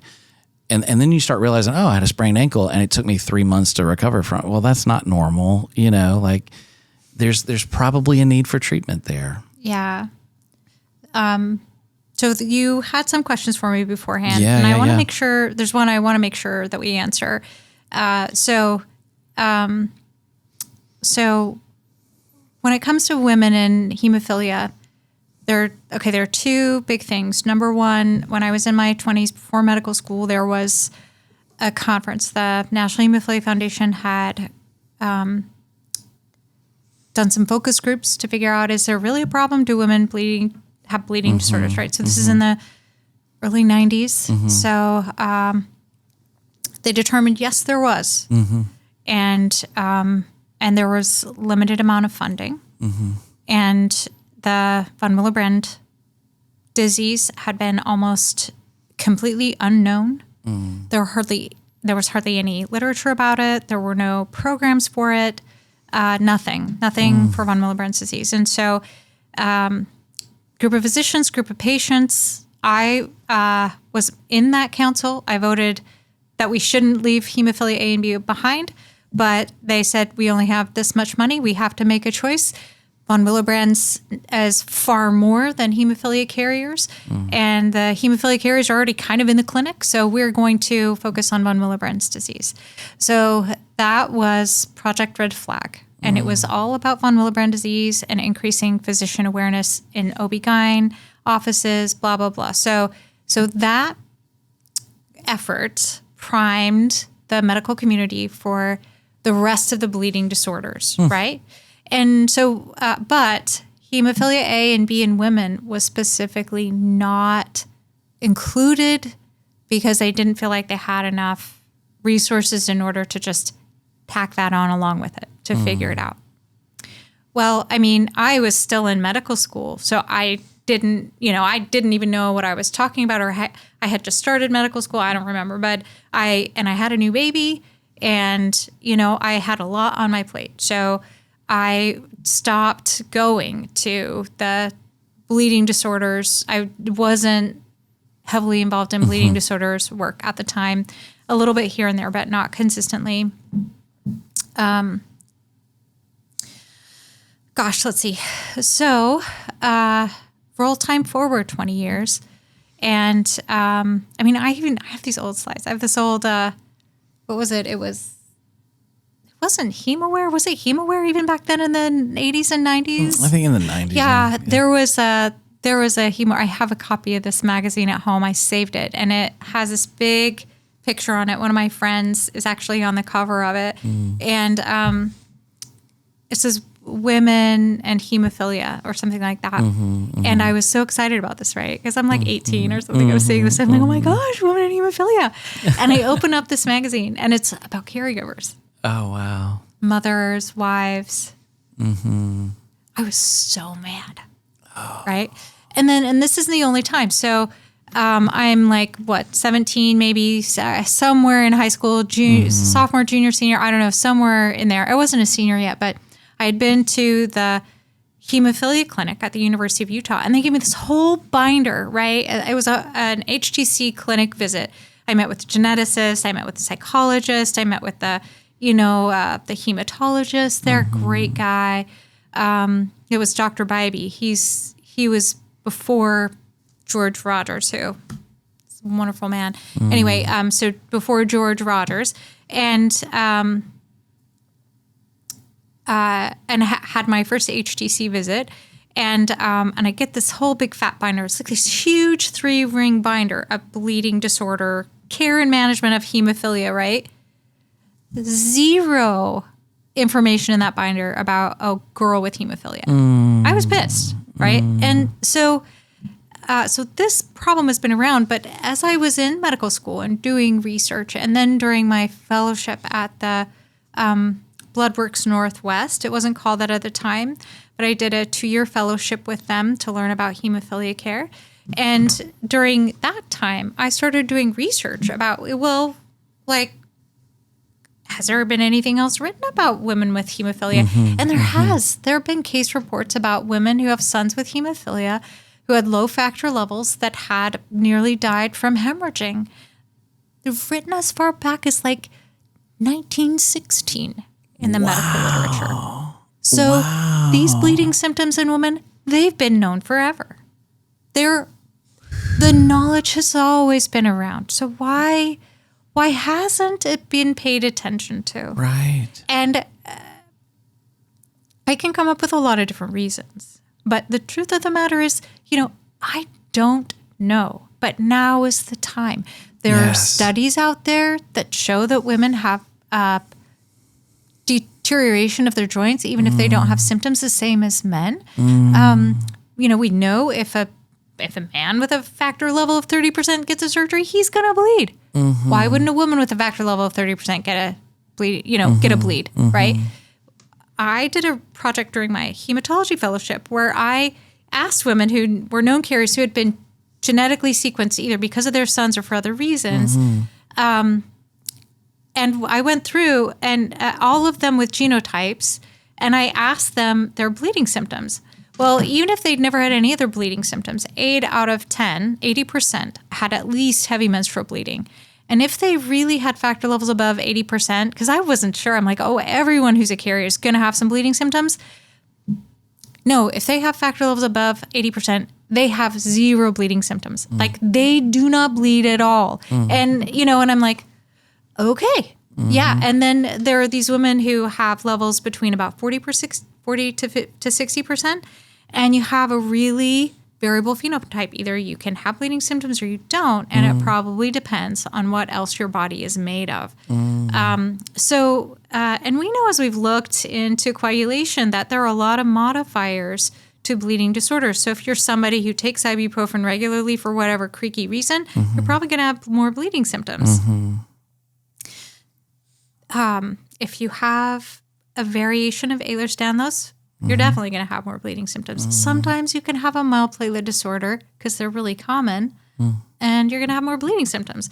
And so there are lots of reasons why one woman is going to have a different phenotype outside of just the special way that genetic material is distributed on the X chromosome. There's another deeper problem, and that is that when, at least when I was in medical school, and I don't know if they're teaching it better now because I haven't asked, but X chromosome inactivation, which happens very early when an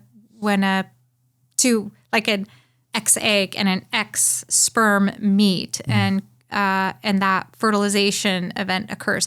As that egg is dividing at about, it divides, and then there are 2, and then 4, 16, 32, 64, somewhere in there, one or the other X.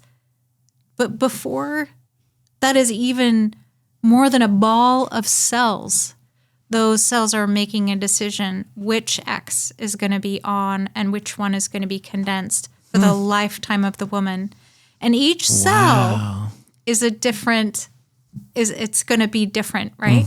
So that it's not like all of one and all the other, right? Mother Nature is going to use every opportunity to give that woman genetic diversity, right? So on average, half of the X chromosome she got from mom is turned on. And on average, half of the genetic material on the X she got from dad is going to be turned on. But it can be either 10% of one and 90% of the other, or 30-70, or 40-60. But that event is unique in each woman, and it's that event which determines in part how much factor she has. And so if she has 20% of factor 8, she's going to bleed more. If she has 80% of factor 8, she's going to bleed less. So you have to think about each woman in a family as their own person, and and their own risk of bleeding. And that's confusing to a physician. Like you have to go through a lot of mental training and a lot of physiology to come up with that. And I was given the opportunity over several years, right? This was my constant focus. Why do physicians not understand this? that X chromosome inactivation information, that was discovered by a woman in England in the 50s, Mary Lyon, and her lab director, like every other lab director at the time, stole her work, taught it wrong. What? Taught it wrong. When I went back and saw the studies that she published exactly that. She described it beautifully. And then her mentor took her research and interpreted it differently than how she presented it. Like the way I read it, I was like, oh, this is simple. This makes sense. Right. And then taught it wrong. So generations of physicians got an incomplete idea of what that elegant work that Mary Lyon published back in the late 50s. Wow. So the problem is, on so many levels, women's health hasn't been addressed and still isn't, and doesn't have a friend in the current administration. Factor's hard to administer. It takes a lot of patience, and it's harder to do in women than it is in men. It's expensive. For a while, it wasn't even safe. Like, there's a lot of reason why. Yeah. Oh, gosh. And then, should we be giving Factor around the time of delivery? Well, yes, we should. Oh, but women get clots from lines. I've had heated arguments with providers within this past year about putting a line in a woman with a bleeding disorder to administer her Factor because she's going to need it every 6 to 8 hours post-delivery, and doing that by a peripheral vein at home with a squalling infant at her breast. Right. It's not going to be easy without a line. Right. You know? And this guy's like, I can't put in a line. I'm not sending her home with a line. She's going to get a clot. And I'm like, oh my gosh. She doesn't need Factor for 2 weeks. I'm like, wait.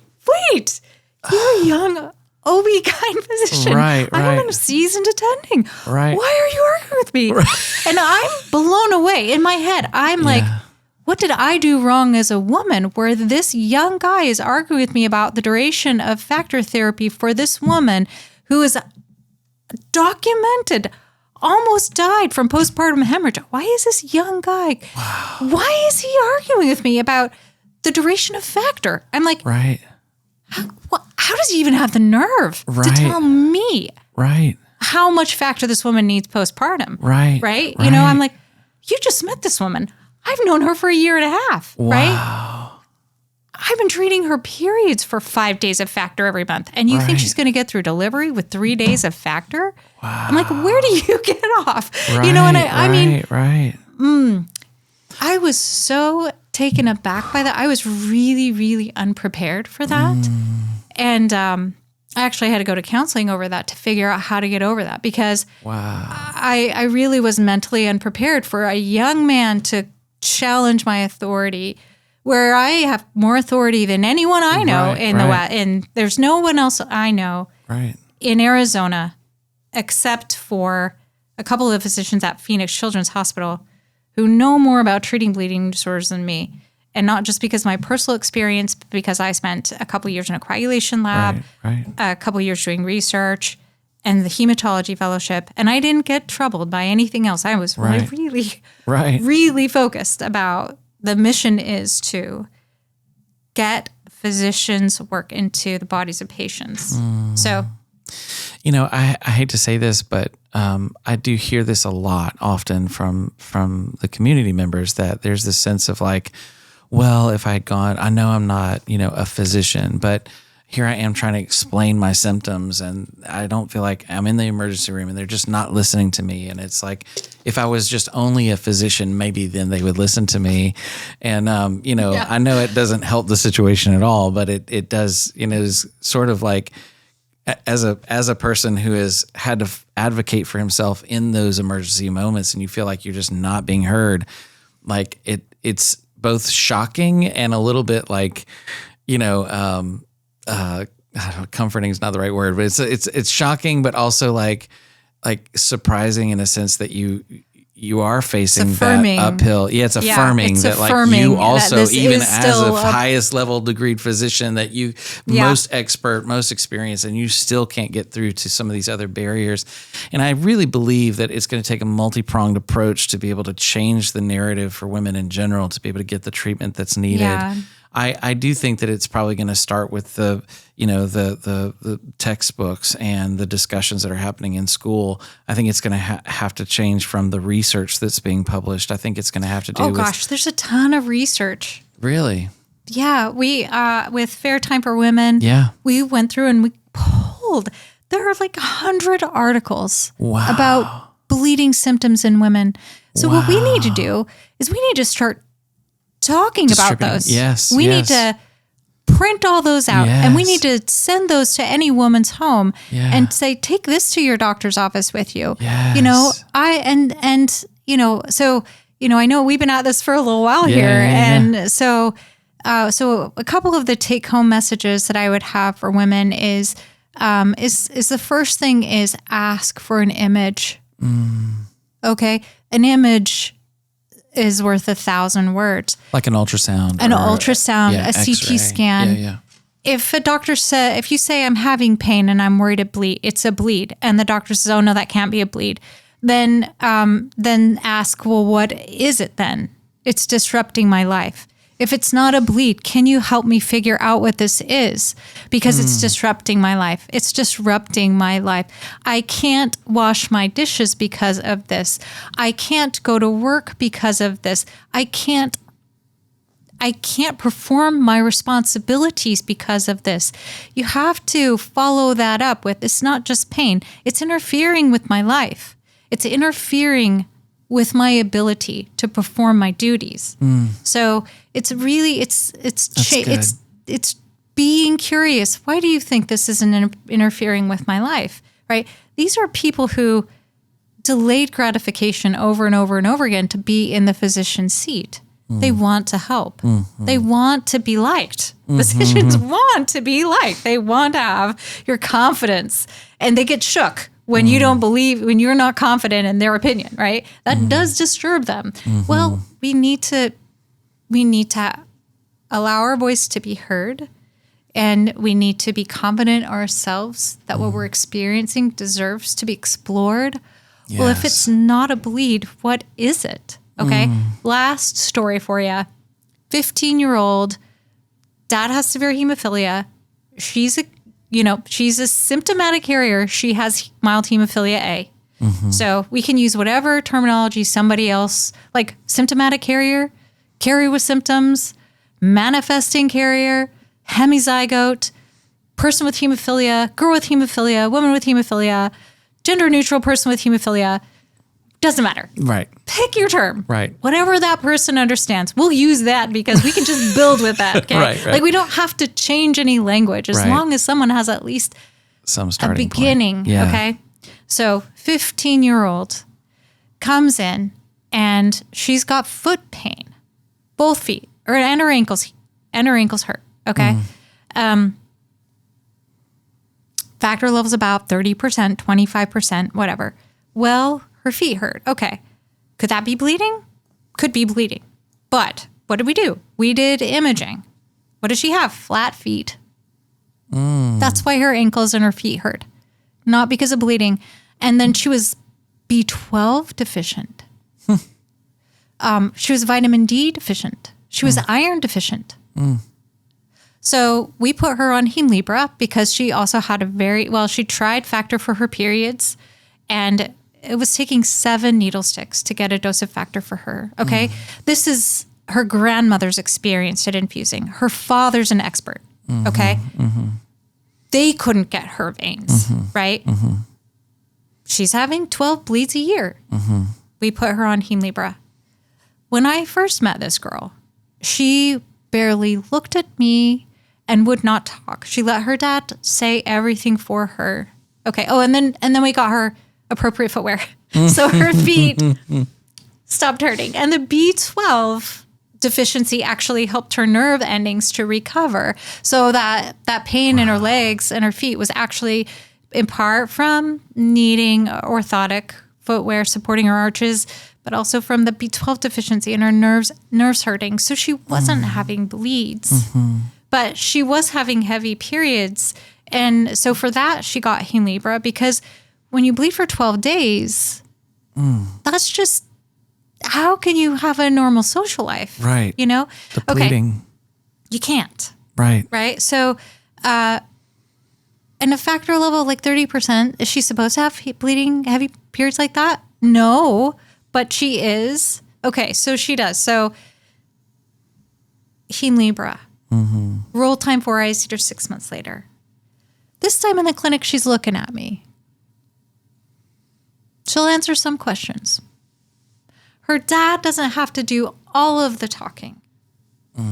Next time I see her in the clinic, she's playing sports. What? The depression lifts. She's more interactive. Wow. You know, factor therapy changes families. It changes lives. It changes families. Yes. Whatever it is. You know, if Hemlibra is an option, I put her, the mother, her, one stage factor level 50%, chromogenic factor level 10%. I put that lady on factor therapy. Yes. I put that lady on, she's 70, right? So dad, daughter, grandmother, right? So, or his mother. Wow. So part of the issue was that we didn't do the right assay, but she's 70. She's on Hemlibra. Wow. Okay. She's still a school teacher. She's still teaching school, right? Yeah, she's a 5th grade teacher. Do I want to keep that lady at work? Yeah, because there aren't enough teachers. Right. Hemlibra is allowing her to stay at work, right? Because this was 67. She was going to retire. And the reason why she came is because her knees were hurting so much. And she was complaining every day. And her son dragged her butt in. Mom, can you take care of my mother? You know? So then so she's been on treatment for a while. And I saw her a couple months ago. And she's like, do I really need this Hemlibra? Do I really need it? And she's like, I feel really good. I feel really good. And I was like, well, remember when you first came to see me and your back hurt and your knees hurt? Yeah. And that's why we started the medication. Do you remember that? Because this is a couple years ago now, right? I remember because I'm reading it in her note. Yeah. Like, and I'm justifying why, insurance needs to pay for this. Right. And this is why, right? Yeah. And so, and she's like, oh yeah, that's right. And I'm like, yeah. Yeah. And I see that you're also wearing tennis shoes and not flip-flops anymore. Remember, why did we start that? Right. Oh, yeah, So that's good. right. Yeah. That's right. Yeah, that's right. I remember I don't wear those shoes anymore either, do I? Yeah. So it's always, like, I have a little bit more time, right? I'm allowed that at my work environment. I am so grateful for that. Yeah. And I often talk to my leaders about how grateful I am that they're creating that space for me. Yeah. And, they're doing it because 30% of the referrals to the cancer center are for non-cancer reasons. And that's why I'm there. And I see part of those referrals. But the exchanges that I also get to take care of bleeding disorder patients. And even though the patient visits went up from 200 to 400 a year, the hospitalization at my hospital and those hospitals I touch dropped. Wow. And so those numbers, that's being prepared for somebody to notice. Look, I have been keeping track. This is what I said I was going to do 3 years ago, 5 years ago, 7 years ago. Yeah. This is what I'm doing. Here are your numbers, right? Here. Yeah. When I see more patients, your risk goes down in the hospital. And so, outside of the hospital, the insurance has to pay a little bit more, but hospital administrators don't care about that. Yeah. They care about hospitalizations. When we see patients, when patients see providers who have experience in bleeding disorders, quality of life should go up, hospital rate should go down. Yeah. And factor level does usually go up, but that's okay because we keep those people out of the hospitals. We change lives with factor. Yeah. And we do it by being prepared for our physician visits, by asking for imaging. If your doctor says, go get an image, go get the image and do it now. Drop what you're doing. It's that important. Go to the ER, get the image, because I want to know if that's not a bleed, what is it? Is it a tear of a meniscus that keeps hurting you? Because no amount of factor is going to fix that. Right. Is it tendinitis? No amount of factor is going to fix that. You know what I'm saying? Like, we need to know what it is we're dealing with, and then we can fix it. But not every pain is a bleed, and not every bleed is recognized as a bleed, as you so thoughtfully reminded us today. Wow. Yeah. I really appreciate this conversation so much, and I feel like that it really starts. We kind of talked about it. Sometimes the problem is between our own two ears.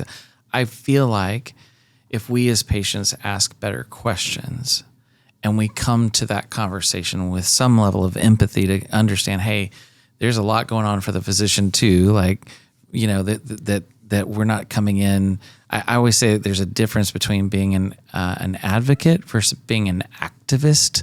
Sometimes there's this adversarial type nature that people come in because they've been so hurt. They felt like they weren't heard. They feel like that they're in a battle all the time with their own body. They're sort of like come into this with their dukes up and like ready to go. And so that can create tension before you even have the opportunity to get with the right person.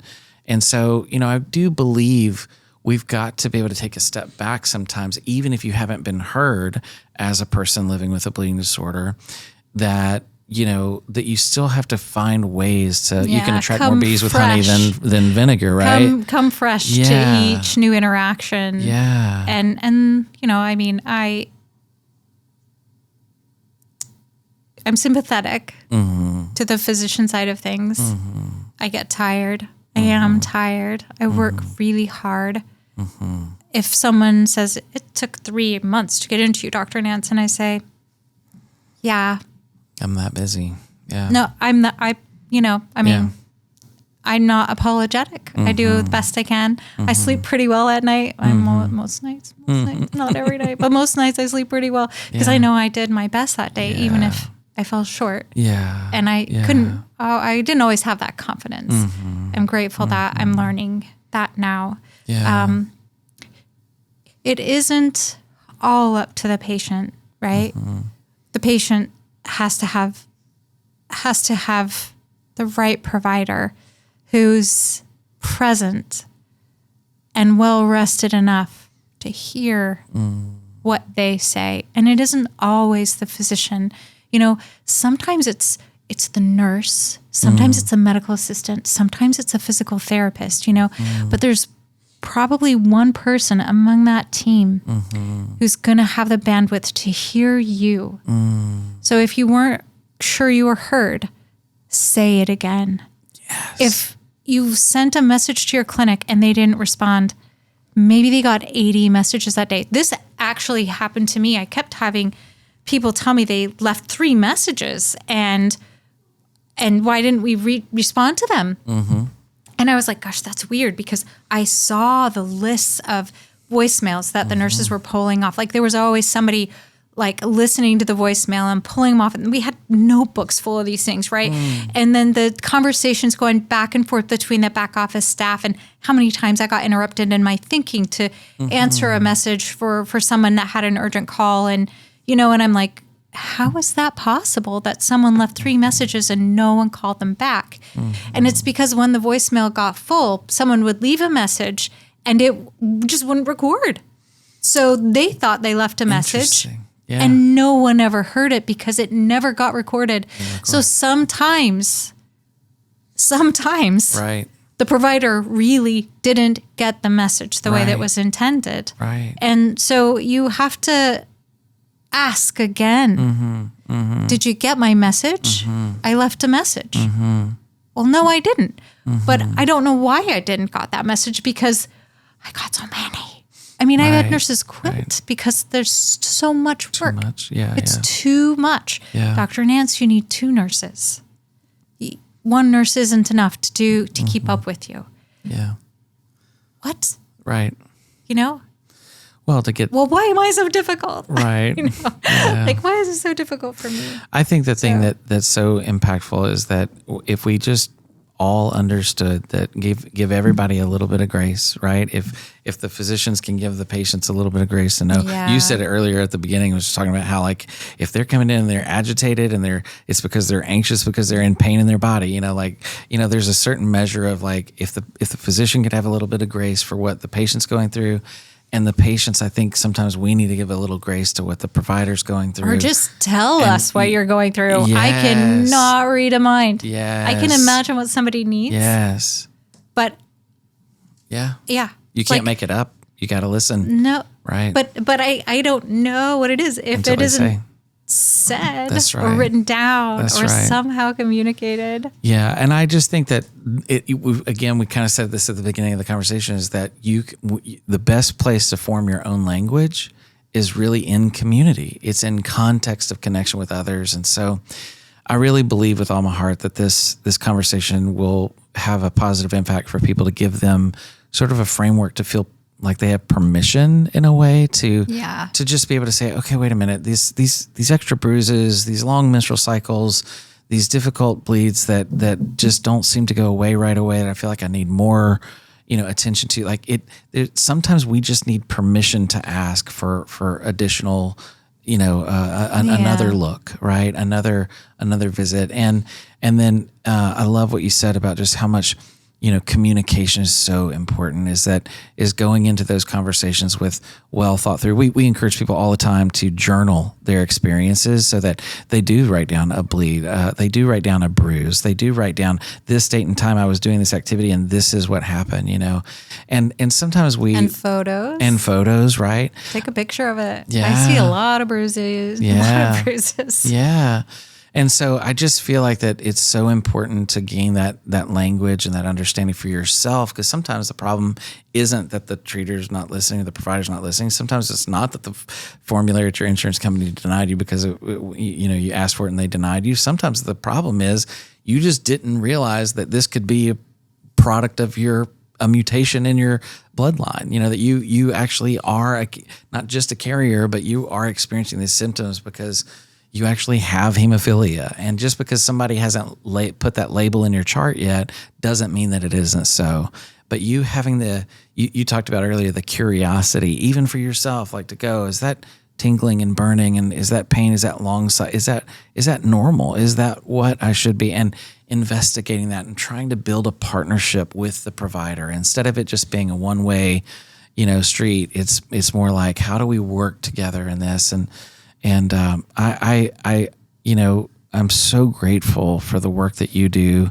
And I know that if all of your patients were here in this moment, that they would just be filled with so much gratitude to thank you so much for what you do for them every day. But your knowledge, your wisdom, your expertise, your grace, and your lived experience of your own is, I believe, changing the narrative, not just even in this country, but really globally. I don't know of another physician. There may be one, but I don't know of another female physician who has had the lived experience of having a bleeding disorder and having to treat themselves, and also treating as a hematologist, treating other women and other men too. And I just you very well, I believe, can set the tone and the trajectory for the entire bleeding disorders population globally for what the future could look like if we all just listen to you. So thank you so much for Jonathan. sharing. No pressure, right? No pressure. No pressure. But really though, keep going, and whatever we can do to help cheer you on. We're all, we've got the biggest fan base. We're all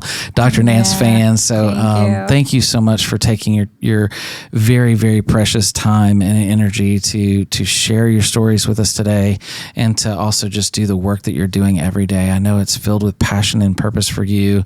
And we see that, and we celebrate it. And I'm so, so grateful for the work that you're doing and for your heart for our community, and whatever we can do to help you and support you along the way, we want to. So thank you so much, Danielle. Really appreciate you. Thanks for having me, Jonathan, and your whole crew here. It's been a wonderful experience. I really appreciate the opportunity to be here in your neck of the woods and see how you're doing things. Yeah. So yeah. A lot of work to be done. Still more to do. Still a lot to be done. Yeah. Thank you so much. Thank you.